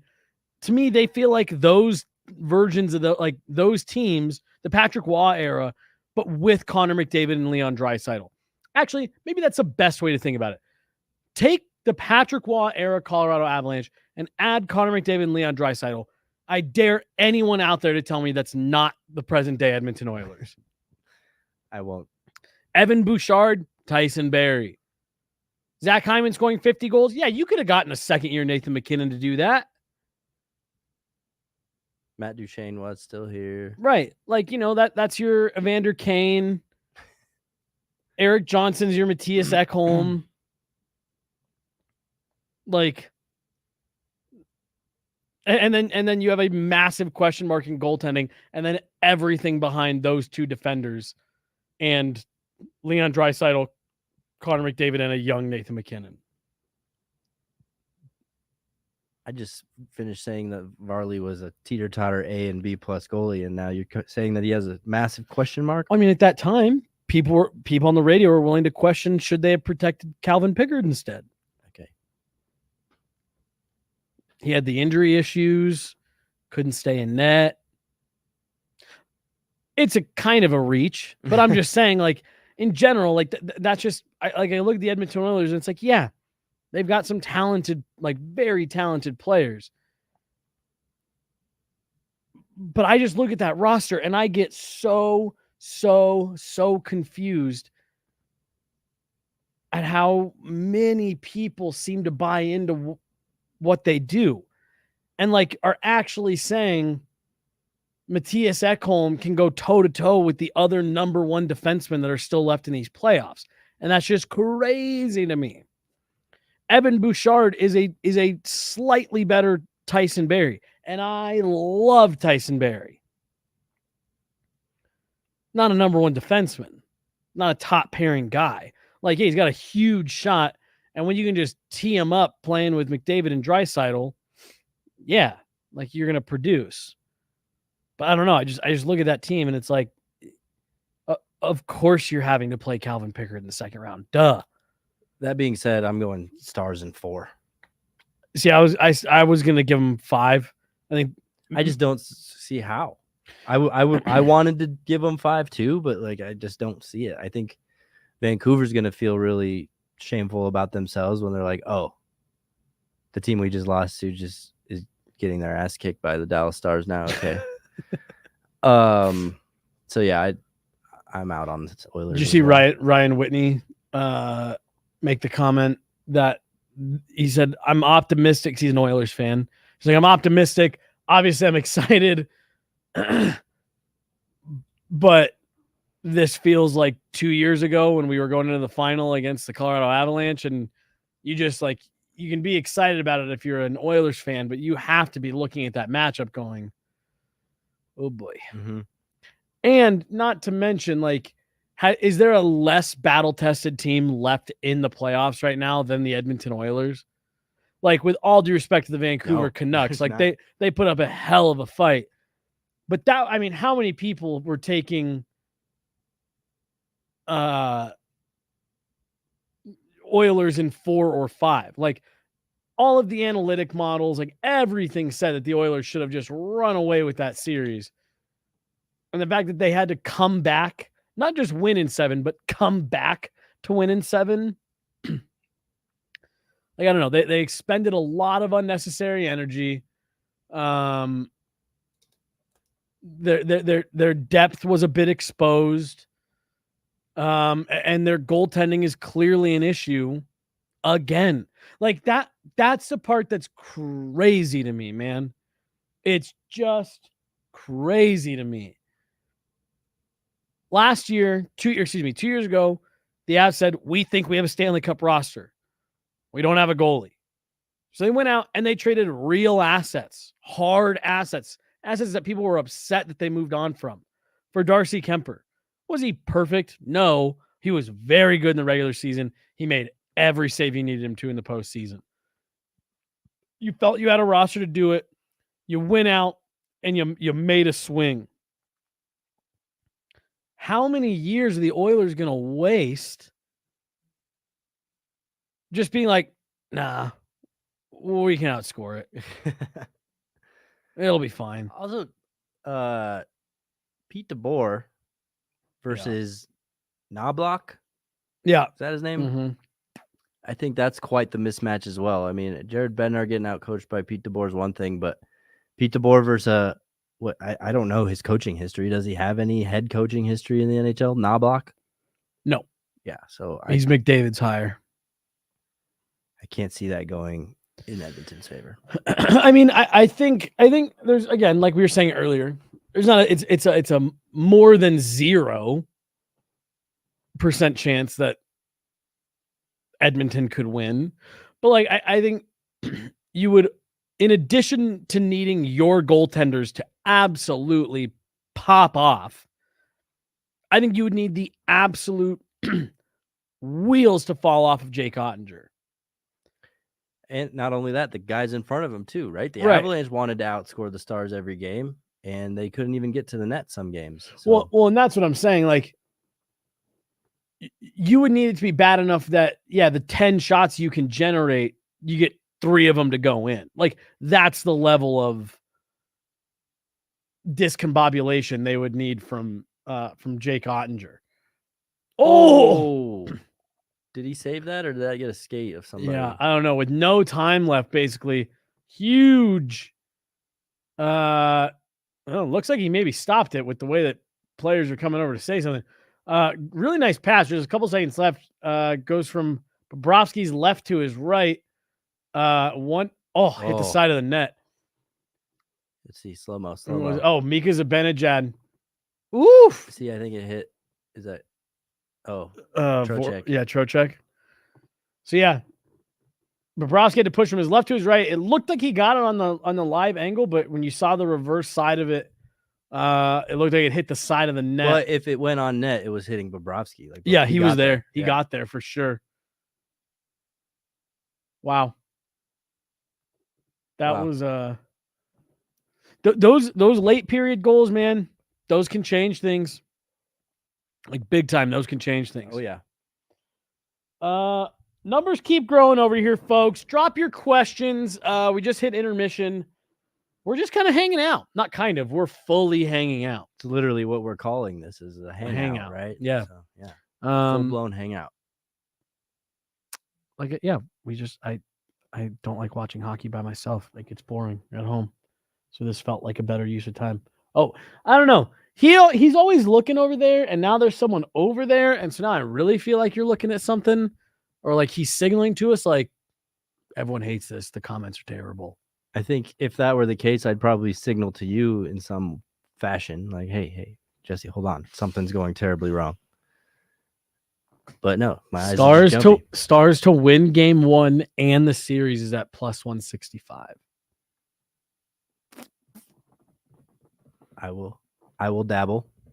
You weren't in Dallas to see the Dallas Stars pregame show. It was upsetting. Pregame show. Like the not pregame introductions, but like the hype video leading up. Yeah, Evan posted something about an alien guy. Dude, I don't even have it's going to be, I'm going to describe it and you're going to think that I'm making this all up. They have laser lights installed there and they fucking love using green laser lights. So first of all, the pregame show started with like 11 minutes to go, like before the anthems. So it was long, dude. And it starts with this like really cool, like it looks like you're like journeying through like different galaxies and stuff like that. Like, oh, this is kind of cool. And you're hearing like old famous like Dallas Stars goal calls and stuff. Big saves. They won the Stanley Cup. Very cool. And then it all goes dark. And you're thinking like, wow, that was a cool intro video. That was a cool full intro video. I don't need anything beyond that. How cool was that? Let's bring the team out. And then it cuts to this spaceship entering Earth and turning the entire city of Dallas green. Victory green. And then it lands on the roof of American Airlines Center, and the whole city's green. And then it cuts to this really crudely animated guy walking off of a spaceship with like a hood up. And again, you think, that looked like an expensive animation. I'm sure that now is the whole video. Scary, ominous figure. And now you're going to get the lights and the team's going to come out. What a cool intro video. Then Tell me he drops from the ceiling. Tell me he drops down from the ceiling. it's worse. Then this like big, it looks like they're like taking over the Jumbotron and like a bunch of like numbers are going across the screen. And then it has all these different languages and it selects English. And then this big like distorted face pops up and he's like, hey, we're aliens. And howdy, y'all. We're aliens out here. he goes, we've been watching you for 30 years because we've been receiving messages from this location for 30 years. And now that Earth has advanced through AI, we can talk to you. And we're huge Dallas Stars fans. And they're like, this team's trying to win the Stanley Cup, just like all these Warriors did before you. And we're super advanced aliens talking to you through AI technology, and all we want to do is help the Stars win a Stanley Cup. And then this guy, you know who Dr. Doom is, No, right? I do not. And yeah, if you have someone with a video of it, Dr. Doom is a Marvel villain. And then suddenly this guy that Corey was calling Mr. Poom, like Mr. Pibb to Dr. Pepper, because he looked like a knockoff Dr. Doom, on stilts, suddenly appeared in the arena and was telling everyone they needed to energize some weapon so they could help the Dallas Stars win. So these aliens over time evolved extremely long legs, but a regular sized humanoid figure. Well, then later he appeared elsewhere in the arena, regular height. And he, you know what? He had a rigged towel. I'll say that. He had two of the rally towels taped together, and then so he started like really waving his towel, like telling everyone to get it going. And I was like, that's kind of bullshit. No one else's towel is gonna wave like that. You know, it was rigged. But yeah, it was this super advanced alien tech, and they just like fucking loved the Dallas Stars. That's an interesting, I guess, concept. And then people would skate out onto the ice in full LED costumes. And then the Dallas Stars would skate out. Said hockey might be the 5th most popular sport in America, but it's number 1 in space. The Dallas Stars may not have the biggest fan base in the US, but in intergalactic play, they are number 1. Let's see. Okay. I'm going to send this to Jay. I don't want to put them on blast because I don't.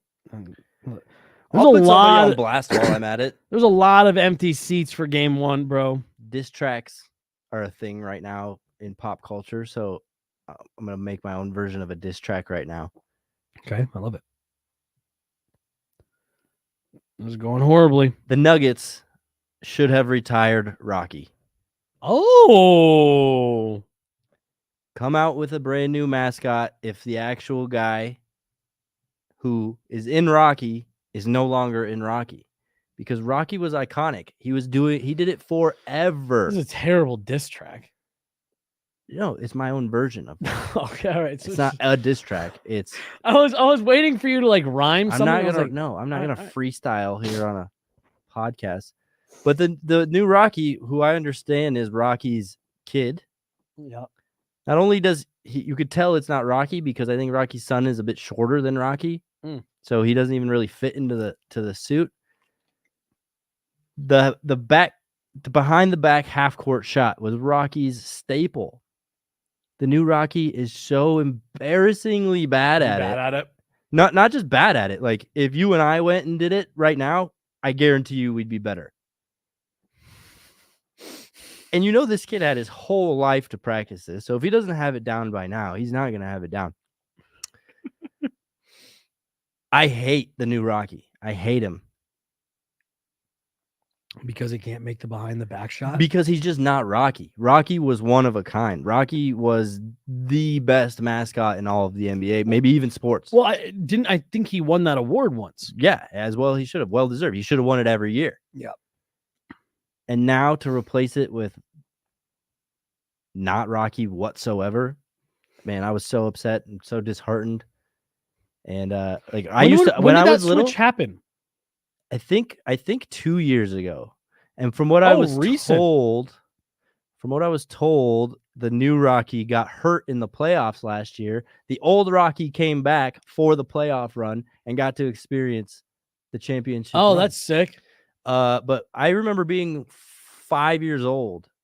I would show up to Nuggets games with my Rocky stuffed animal because I was just there to see Rocky. Like Rocky was the reason you went to Nuggets games as a 5-year-old. And so now to see what it has devolved into. I'm talking to you, new Rocky. Oh, that camera's yours. I was trying to do my best WWE. I'm talking to you, new Rocky. I want you. Quit switching it on me, man. No, I'm done. You ruined it. Have you ever seen that old WWF clip of that one wrestler saying something you're not allowed to say on TV, but he's live and he realizes it immediately, and it is just the funniest thing ever because everyone else is trying not to break. He has to like turn his back to the camera and like try to hold his laughter together. It's so damn funny. Yeah, do you have? I think Jay pulled up. Someone posted a video of some of the stuff the Stars were doing. It was wild. Yeah, play that.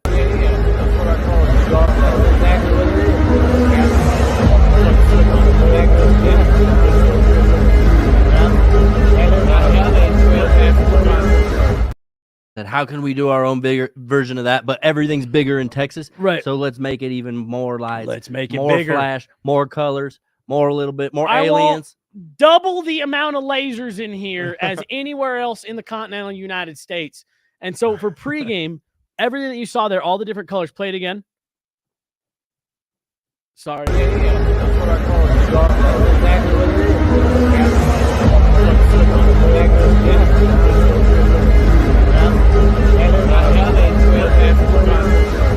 And we were sitting there like, why are they making us watch a full-length Marvel movie before we can watch this hockey game? I love Marvel movies. I didn't need to watch one before the game started. Do a highlight, not a single Stars highlight, not a hockey highlight. And their whole promotion was they were spelling playoffs PLAIOFFS.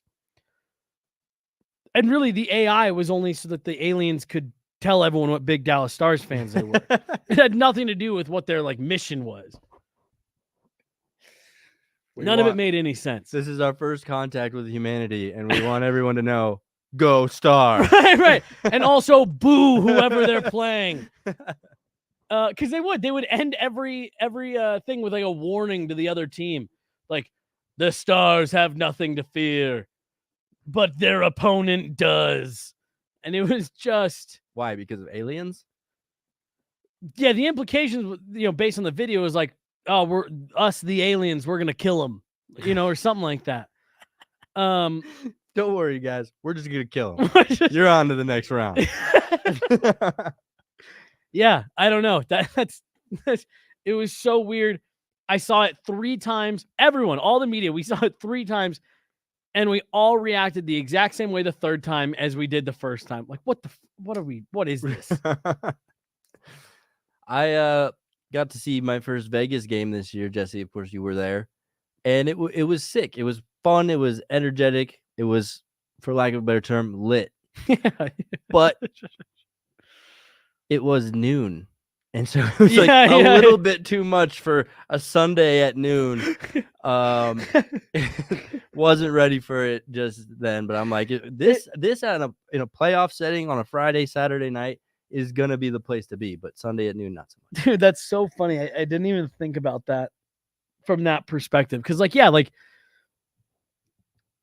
they talk about how like this has to compete with a Vegas show. It's got to be a full-blown Vegas show every time there's a puck dropped in here. And I didn't fully think about like, matinee game. Yeah. It's very different environment. I don't know though. I guess maybe if you're there like for Vegas, not to work, I don't know, maybe that's like instead of going to brunch, you go to the game. That's a funny thing that you it's funny you bring that up. My friend is getting married on a Thursday. I'm like, come on. Yep. Why are you doing that? Yeah, seriously. In August. The same week as the PGA tournament that's in town, the BMW Weddings on the Championship. weekend only, unless you're going to a destination and people are flying anyways. That should just be a blanket rule. Why did you get married on a Thursday or something? No. Oh. But like I've been invited to a couple weddings that are in the middle of the week. It's like, what? Yeah. What do you what? Right.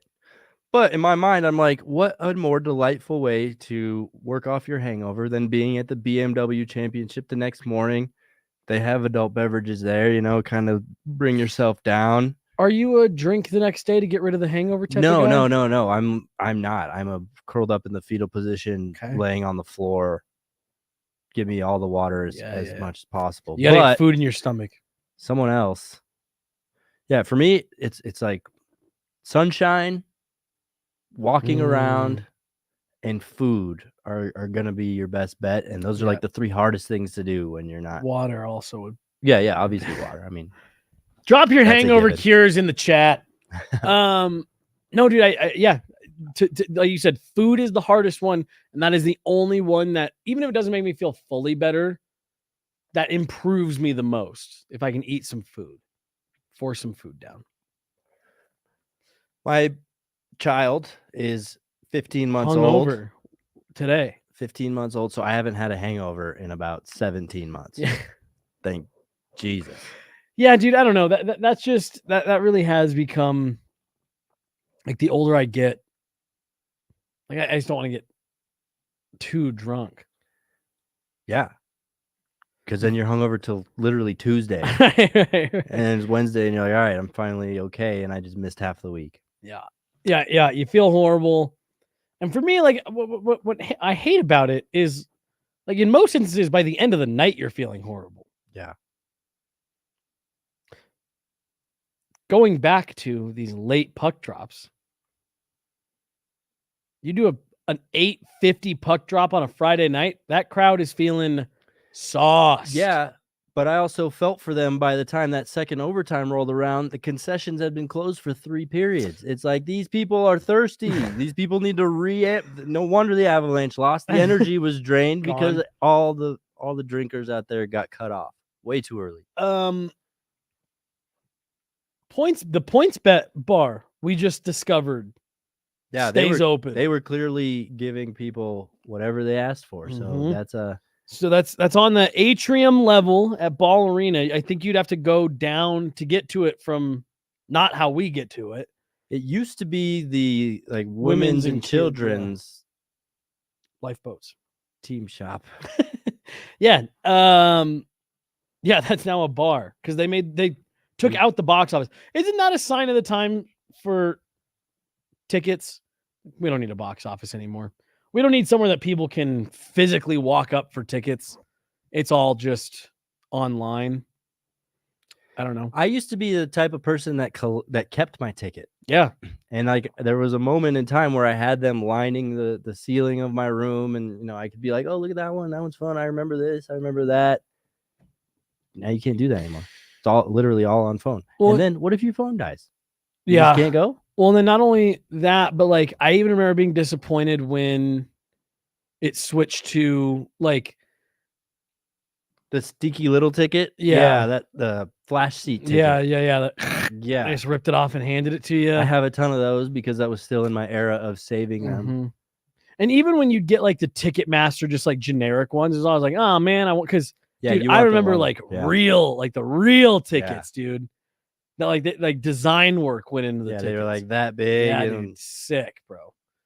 All right. third period getting going. This game's flying. Is it just me or What time is it? No, dude, it's 8:10. This game is moving. What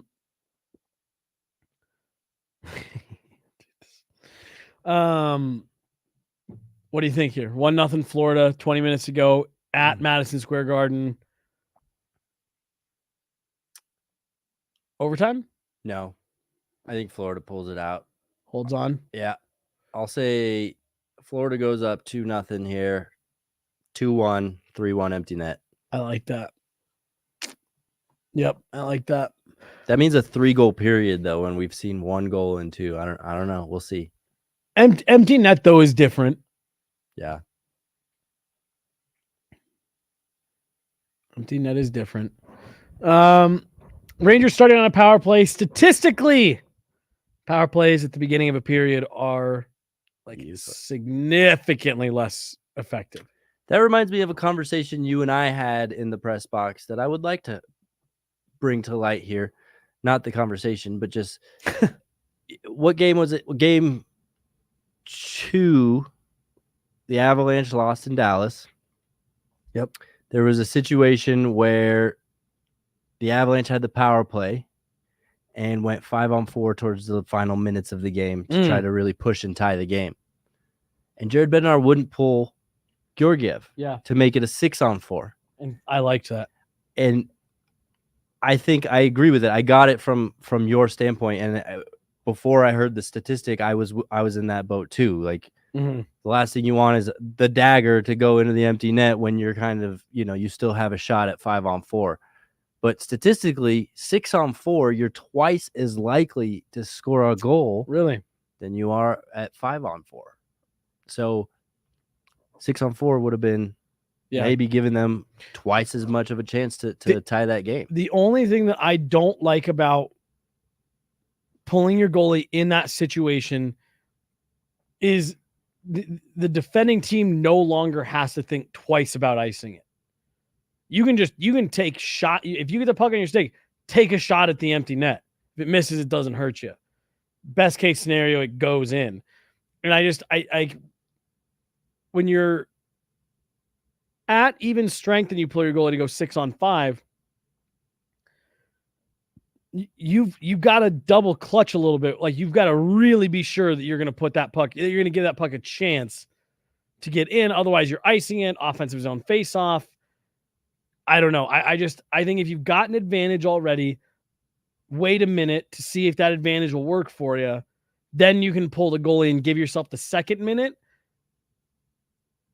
I'm also just surprised because Jared Bednar has proven to be very analytical and buys into all of the statistics. You'd think he maybe would be more familiar with the fact that you're more likely to score at 6-on-4. And then what happens? The Avalanche tie that game. Dallas is suddenly down on themselves. Maybe the Avalanche win in overtime. You come back home up 2-0 rather than 1-1. I mean, the whole thing could have been drastically different. But hey, what ifs? And yeah, they would have still had to score at 6-on-4. But yeah, I don't know. That's a series where I feel like there are I had someone tell me as we were heading down to the locker rooms after we were waiting for the locker room after game 6. Or no, man, maybe we were even in the elevator and it was still overtime. There was still a chance that we were going to see a game 7. And someone said, like, yeah, I don't know. The Stars should be pissed about this anyways, because, where's the remote? I don't know. You had it Oh, last. yeah. And they were like, the Stars should be pissed about this because they should have probably won this in four games, 5 at the most. And I was like, I just didn't. I thought the Stars controlled a large portion of that series. I thought both games the Avs won, they were the better team. Like I did not see that as the Avs completely stole 2 games. Yeah, I mean, if anything, Dallas definitely stole one when the Avalanche basically just quit. The day of the Valnichuskin ruling, and just basically handed them that game. It's another what if that you could throw in there, Right. So yeah, I don't agree with that at all. All right, 16:45 to go here, third period. Only 13 shots for the Rangers so far. Someone asked if this had been a physical game. I don't see it. I agree with you. I thought this was supposed to be 2 teams that beat each other up so far. I don't feel like I've seen many post-whistle activity whatsoever. Well, and like I feel bad because I feel like there has been a lot of this where we haven't paid a lot of attention to the game, but you said it in the first period. This has fully felt like a game of 2 teams just feeling it out. What are you guys going to do? Hey, if we try this, what are you going to do? If I go here, where are you going to go? If you go there, here's what I'm going to do. Like, there just has not been a ton of like crazy exciting plays in this game. That was a big save from Shesterkin. Went right into his stomach. Yeah, big. Got out. Yeah, it was big in terms of necessary. Yeah. Not big in terms of like, whoa, what a save. Yeah. So, all right. So that is so in this series, you've got 2 Vezina Trophy winners going head to head. And the other one, you've got Jake Ottinger, who is very much considered, among top goaltenders in the NHL.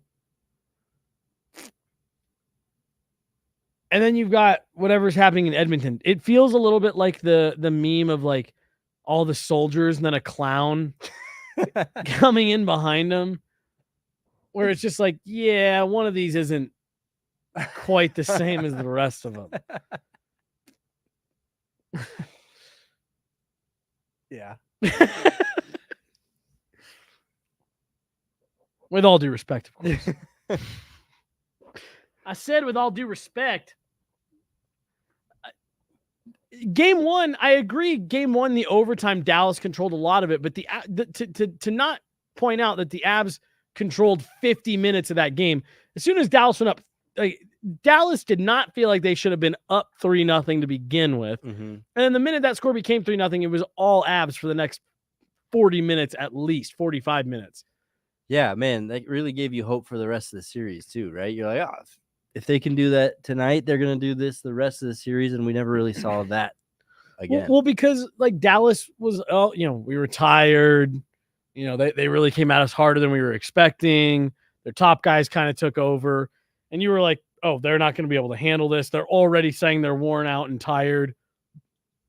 And then, man, that series just shifted. The Avs just were completely bottled up. And then, like you said, they just gave up in game 5. Game 4? Game 4. Game 4.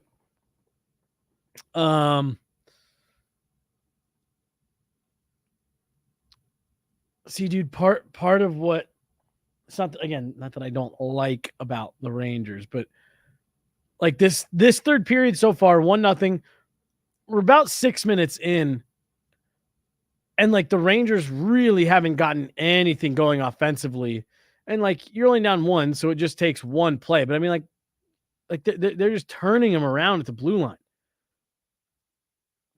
This looks like Avs Stars Game 6 overtime, where there's just nothing out there for the Rangers. Oh my gosh! He almost put that in his own net. Yeah, he did. That was a full-on shot on Igor Shesterkin there, trying to reverse that play. Is that Rodriguez, 17? Yeah. Yeah, my guy.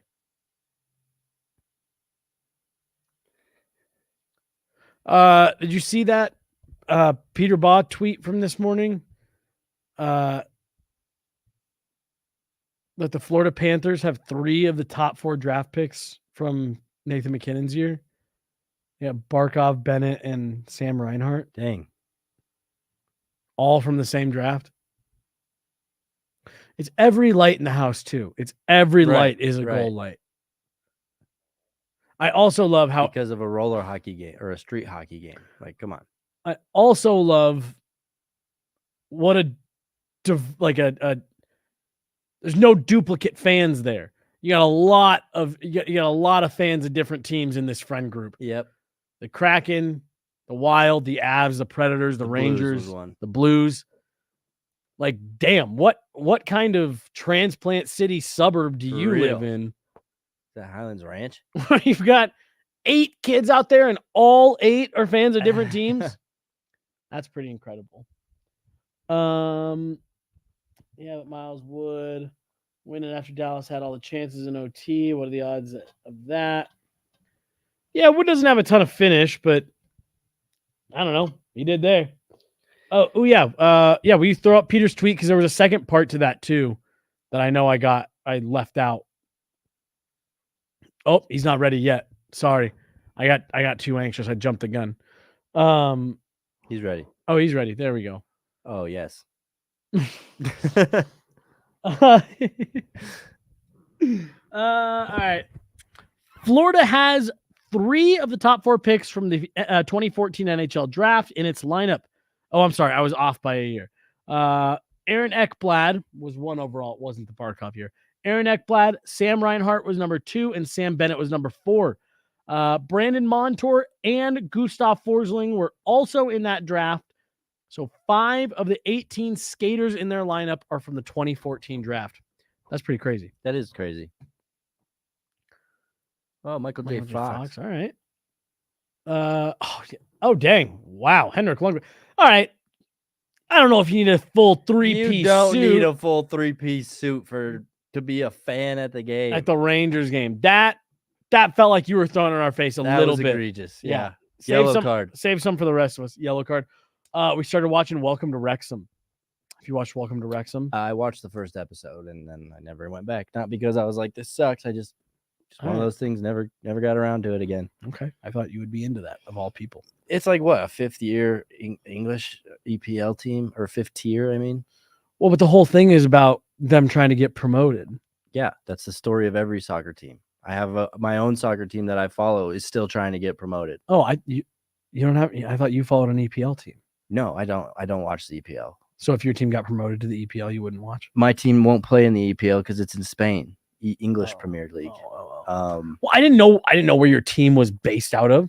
I'm sure you could have guessed. Yeah, I probably could have guessed. Well, what league does your team play in? Well, there used to be in the 1st division. So when I graduated college, I went and moved to Spain for a little bit. This is a way longer answer than I was expecting. For what tier does your team play? And that was their last year in 1st division. After that, there was some ownership issues. They dropped down to 2nd division. They dropped as far as 3rd division. The last couple of years, they've been bouncing up and down from 2nd and 3rd division. Right now, they're in a playoff spot in 2nd division to move back up to the 1st division for the first time since 2012. So I just learned with watching Welcome to Wrexham that there's like 7 tiers to the English, and so that's a completely separate tiered system than what you're talking about. Right. Spain has their own tiered system similar to that. Italy has its own. France has its own. And the English Netherlands one is have the their best own. one. I'm assuming the EPL is the best one. I mean, it's arguable. Oh, that's okay. No, apparently it doesn't sound like it is.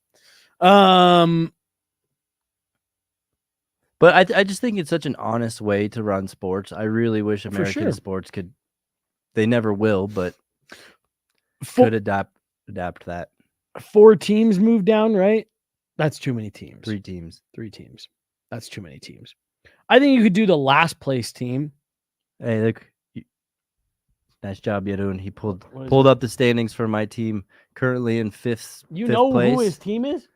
Yeah, he's a soccer fan. All right.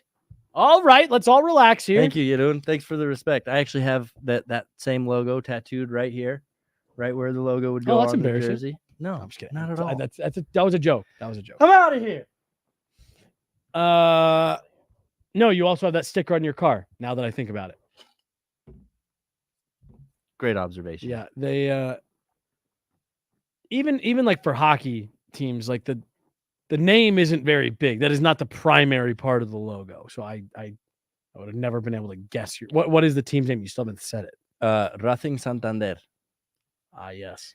Well, and the thing is that in Europe they don't name teams. Like there's not the Racing Santander Jaguars. What do you think of Utah having Utah HC on its list of names fans can vote on?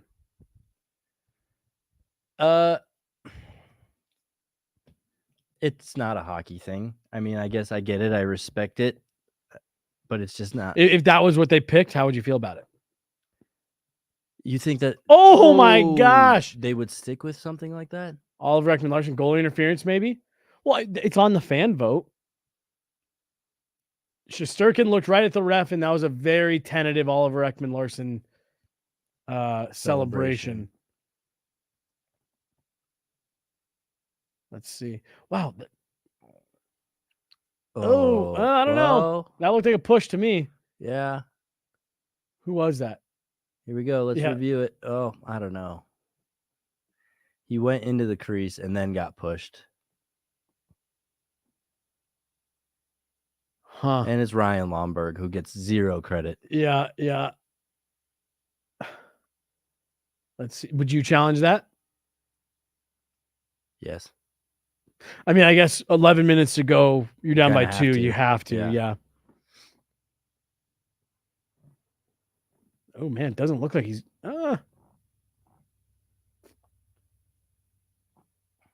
So he's in the paint, and then as he's trying to get out, he's clearly hit into him. Yeah, but look at I think the foot is everything. Like, yes, the hit is what makes this happen, but You didn't need to cut back to the ref for him to announce that. We all got it.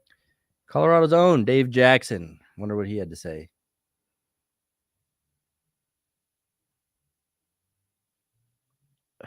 I've played hockey with Dave Jackson, and he is good. I'm sure he is. Like, I was like, how can a ref be this good? Yeah. Dude, they're unbelievable skaters. Yeah, and he was at, like, I don't know how old he is. It wasn't that long ago, but for being as, like, he looked like a former NHLer to me. It's the foot that does it. It does the whole thing. That's an interesting one, man. Because, yeah, I mean, he's clearly in there by himself. It looks like he was close to making contact, but, like, he no doubt gets, like, as he's trying to get out, he definitely gets hit. But if he's not in the crease in the first place, he doesn't get hit. Totally. Whoa. Lindgren split open.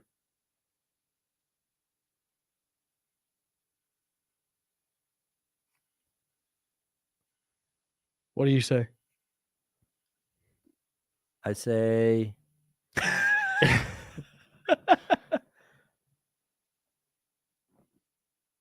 no goal. I love it. I guess I probably kept the audio going, but they cut away from the ref right for the goal call. Lomberg. What's happening?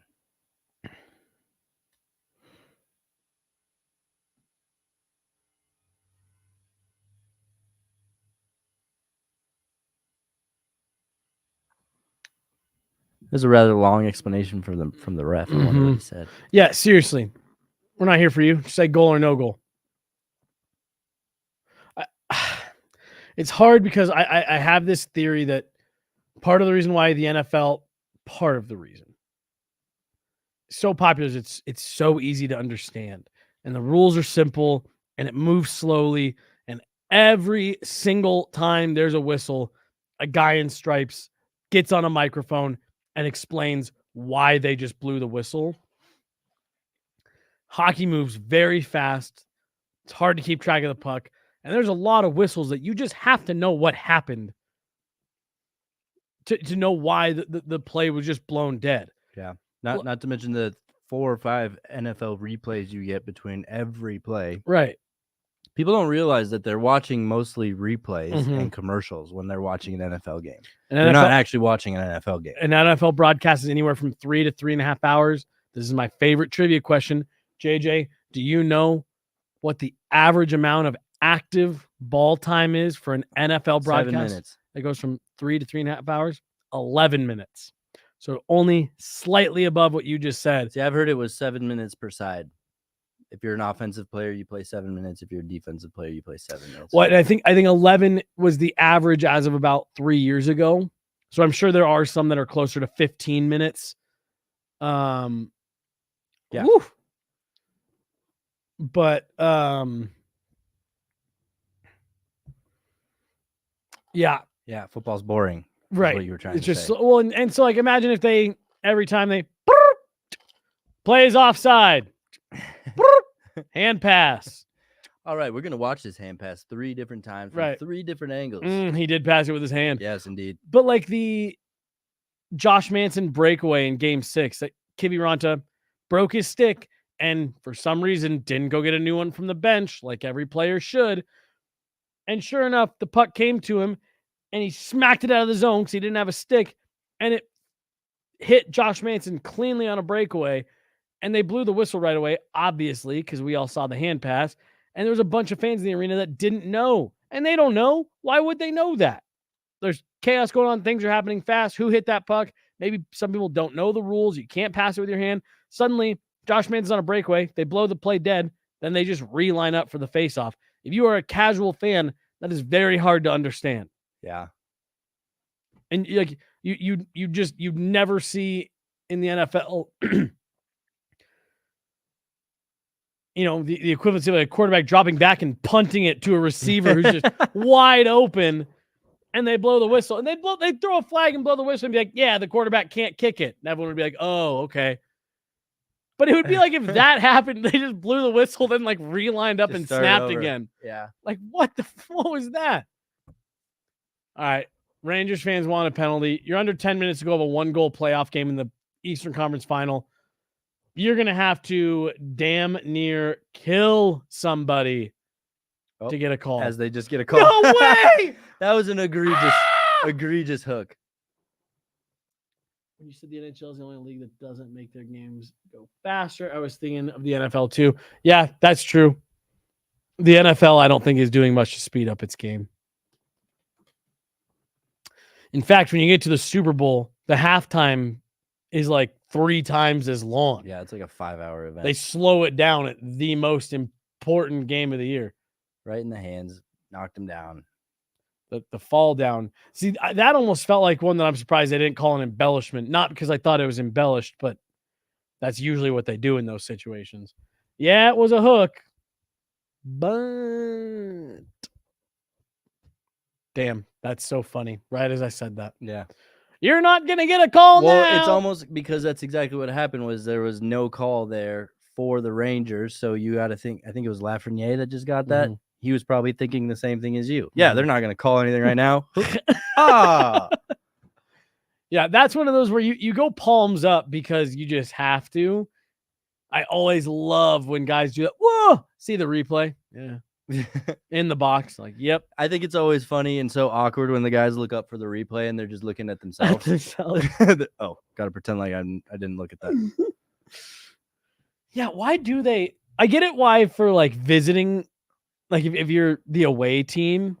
But like, I can't tell you how many times, I've seen at Ballerina, Mikko Rantanen step into the penalty box, look up and it's just him in the penalty box. Like, why are you putting him And up he has there? to pretend like he wasn't ever going to look like, why not be like, Yeah, it's like when you get caught staring at someone in elementary school. oh no, that's just what I do. I was looking at that Figure out." poster just past you. I wasn't looking up at the camera at the Jumbotron trying to find myself. 14 shots for the Rangers, 2.5 periods. Are you getting concerned? about how high you are on the Rangers, how low you are on the Panthers, No. how much you called for an absolute fact that the Rangers would sweep this series? JJ? No, are you feeling a little bit remorseful about not going with my take of these are pretty even teams? Like they seem pretty back and forth. I mean, I get what Why you're would saying. I feel remorseful about that? Because it's a close game. You made it sound like, oh yeah, this is Florida's gonna win. Take the puck line every game. I mean, to be fair, if they hold on to this, like you could have taken the puck line, you'd been fine. Not if you took Florida -1.5. Oh, I got.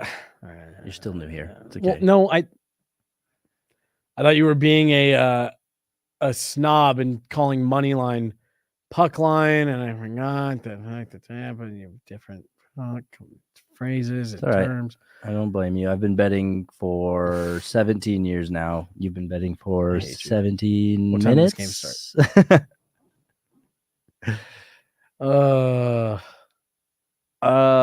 Is it right? Man, it's crazy how stacked of a roster the Florida Panthers really have.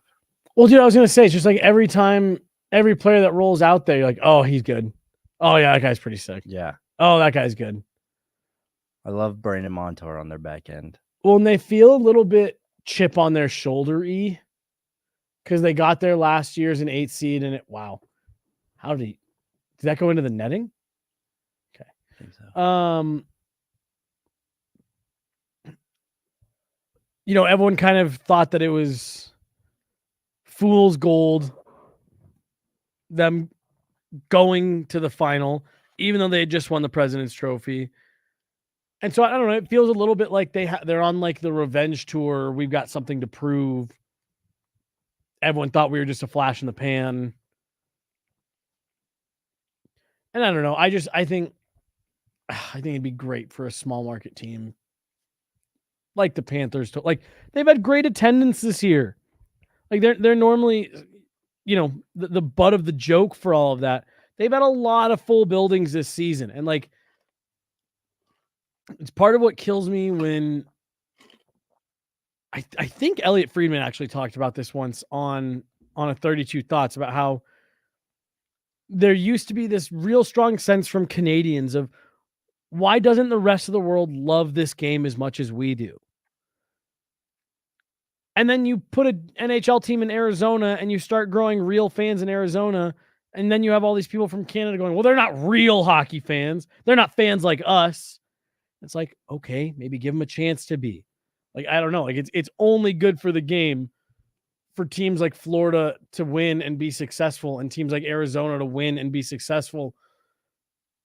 I mean, quite literally, two of the best players for the Toronto Maple Leafs right now, Austin Matthews and Matty Nyes are from Arizona. Two of the best players for the Toronto Maple Leafs do not play hockey, if not for the Arizona Coyotes, most likely. And I just think that this is oof. I remember the hockey scene here before the Avalanche got here versus after. Mm-hmm. Night and day. Oh my God! How did that stay out? That not go in? Can't get his stick. That's so funny. Need a bigger knob. Ooh, Oh, did that hit the knob? I think that was crossbar. I really hope that hit the knob of his stick 2 All right, seconds this after is you the said you need a Rangers. bigger knob. End game push. Yeah, they just killed a penalty. To keep it within 1. Oh, that was maybe too many. Yeah, 6:50 to go here. There's a bucket. There's a stick. Half a stick anyway. Yeah, too many men. Things everywhere. He jumped too early, didn't he? Yeah. So here you go. So right as New York getting on their push, a mental mistake. Ooh, the Panthers don't like it. Challenge it. They don't like it. Evan Rodriguez, the main one, saying, "I don't like it." Is that what he said? He was turned to the coach. Oh. Looking at the screen that they keep on the ground, which I've seen that screen that they have on the bench. Like It sucks. I It's don't know low- how any coaches can see that. Low vis for sure. Yeah. Well, to me, I honestly think it was before what they just showed on ESPN. Like they showed 6 players on the ice for the Panthers, but to me, it looked way earlier than that.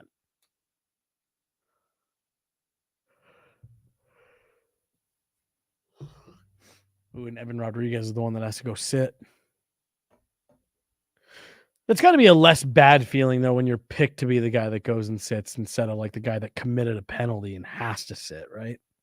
Yeah, I think at the NHL, there's a different connotation to like if you're in youth hockey, like you kind of just put your most worthless player in the box, right? In the NHL, there's Put a the little backup goalie in there. In the NHL, there's a little bit of strategy behind it because you're like, oh, well, once he hits the ice, we want him to go in there and make an impact. So it's less insulting, I would say, in the NHL.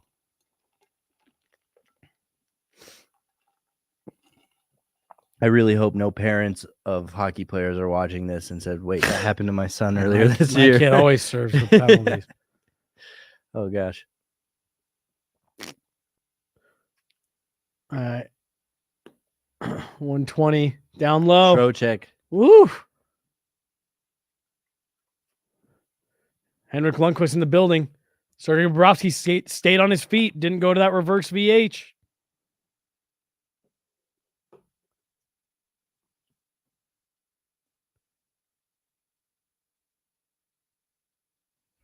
Zibanejad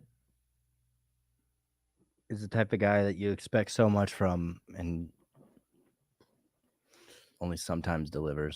And I feel like he either delivers like a hat trick or he does nothing. Yeah. Dude, I always think about that when you see some of these scrums on the wall and these guys are able to just eat the puck forever. I can't even imagine how difficult it is to dig a puck out like that at the NHL level with how big and strong guys are. Like, I'm sure some of these guys could just pin a puck there for an hour if you really let them.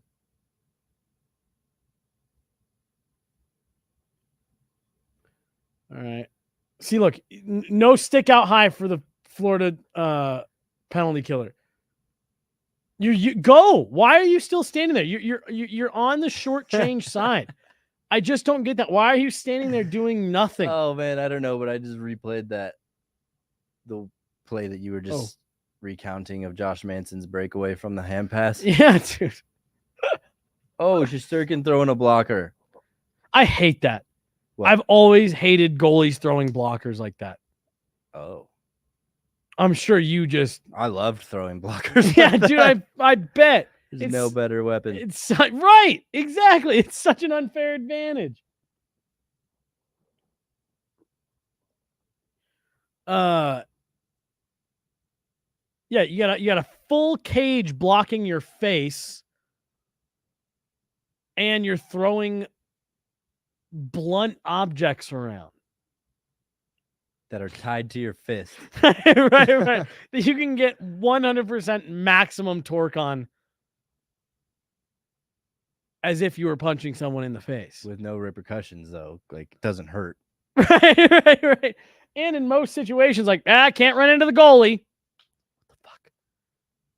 You know, like, if you get a penalty, you don't have to go sitting there. No, you don't.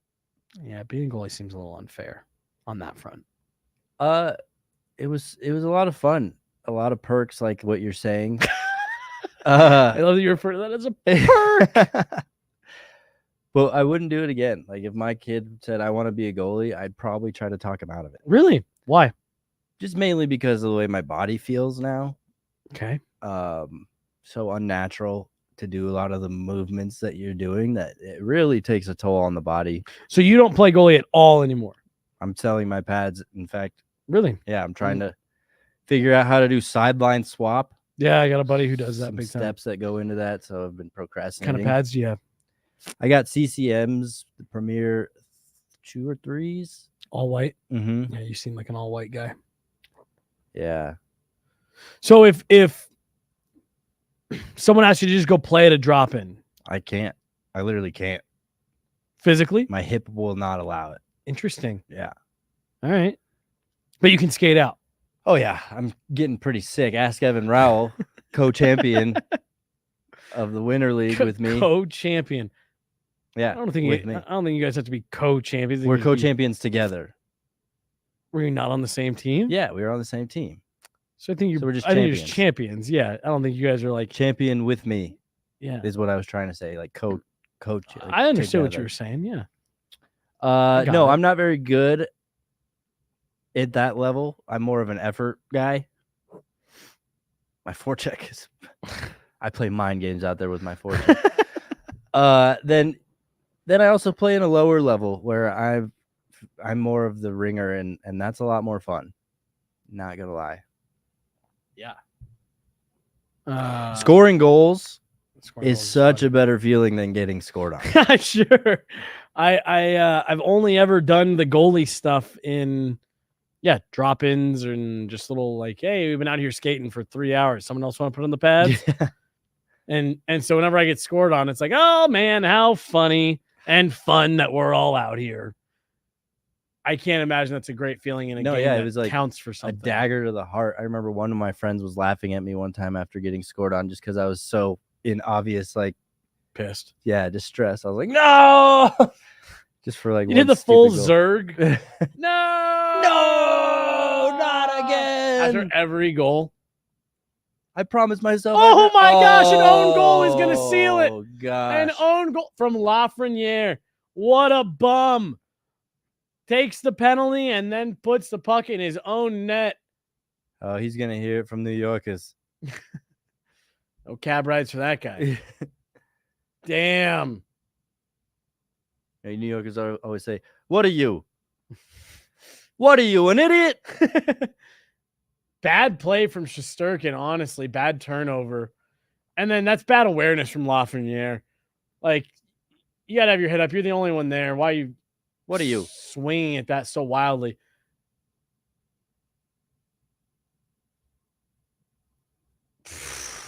Tried to catch it. With That's his a heel. tough one, dude. So 3:40 to go. What are you, a rookie? Florida up by 2. On the own goal there from Alexi Lafreniere. Bad turnover from Igor Shesterkin. Creates that opportunity. He gets credited with the goal. Is that Verhaeghe? Yeah, Verhaeghe gets the goal. And barring a miracle, and the Rangers pulling off something that we haven't seen them pull off all game, which is generate really much offensively. Rangers are going to, Panthers are going to skate out of MSG with a 1-0 lead, and they are probably going to go enjoy a few adult beverages tonight. You think? Yeah, it'll probably be a day off tomorrow. Man, I can't imagine. I don't think they're going to go get tanked, but like they're going to be able to enjoy their night tonight. I feel like if I was in that position, I'd be like, no, like nothing until after the playoffs. Again, I don't think they're going to go like get bombed, but I think they'll probably go and Still, there's no good amount of alcohol for you. I know. I'm not even saying go out and get hammered. I'm just saying not even like even one is like not ideal for your body and recovery. And yeah, I don't think anyone's arguing with that. all right, I don't know. I don't either. One thing nobody's talked about is the switch from BioSteel to what is it? Body armor. Body armor, just like that. Obviously, BioSteel went through some situations as a company. Mm-hmm. Gone, dude. Replaced quickly. Devastating too, because I was a big fan of BioSteel. I thought it was a great product. I really like it. It's very little, if any, sugars and all that stuff. Mm-hmm. And it did not. Usually, a lot of that stuff tastes pretty gross. It tastes like stuff that they're trying to, keep certain things. Well, it was out of. sweetened with citric acid, which is the same stuff that covers Sour Patch Kids. Yeah. So like you could see why it was pretty tasty. But I'm curious as to like the ingredients of body armor. Is it as clean? Like were players as accepting to be like, yeah, bring this into our locker room now? That part I'm not sure, but I think like they were even like excited about BioSteel. Like not even like right. Cool, we'll do this. Like I think the players were like big on board with that. Yeah. Agreed. All right, 2:50 to go here. Empty net for the Rangers. So you said 2-0, 2-1, 3-1 with an empty netter. Oh, Jeez. oh. Wow, he got all of that. Zibanejad got all of that bouncing puck. Bobrovsky says, "Niet." Damn, that was lame. That was so cheesy. What am I doing? What- I've been was here that- for too long. Was that right? Was Yeah. it yet? Is that Yeah. Russian? Yes, All right. it's Russian for no. I didn't think that was why are you beating yourself up about that? I didn't think that I was just a bad thought that thing was to a do. really cheesy joke. No. I feel like I've heard somebody say, "Who?" Oh, yeah, I know where I get that. Mark? No. Remember earlier in the show, I talked about how much I disliked the Nuggets announcers. All right. It was one of them. When Timofey Mozgov was here as a Nugget, and I think he had a block. Mozgov says niet. All right. Here's what is most impressive to me from tonight. This game started at 6:20. There's 2.5 minutes left.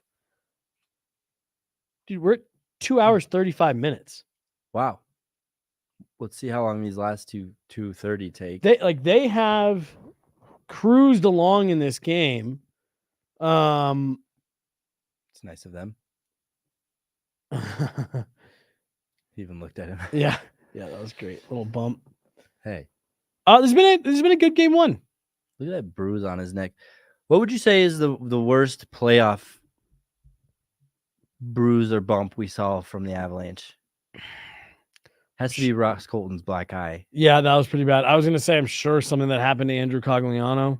that wasn't in the playoffs. Never mind. I What? was gonna say Druin, but Yeah, and you're talking about this year, right? Yeah. Yeah, dude. I don't know. Andrew Cogliano, I'm gonna be so interested to see what happens there.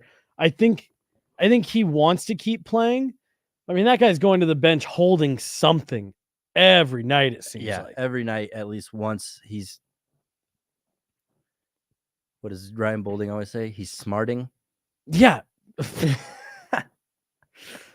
And then I hate how much Boulding defends that word because he is right. It is a word that Yeah. means It's exactly like, what? you Look it up. Look it up. It's like, well, nobody uses that, and you use it every chance you can.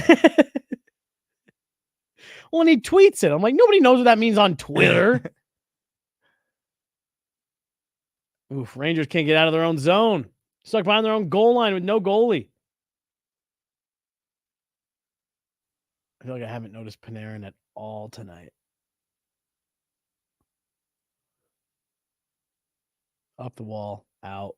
Goal. Oh, all right. All right. I was like, selfish play. They didn't hit the guy streaking.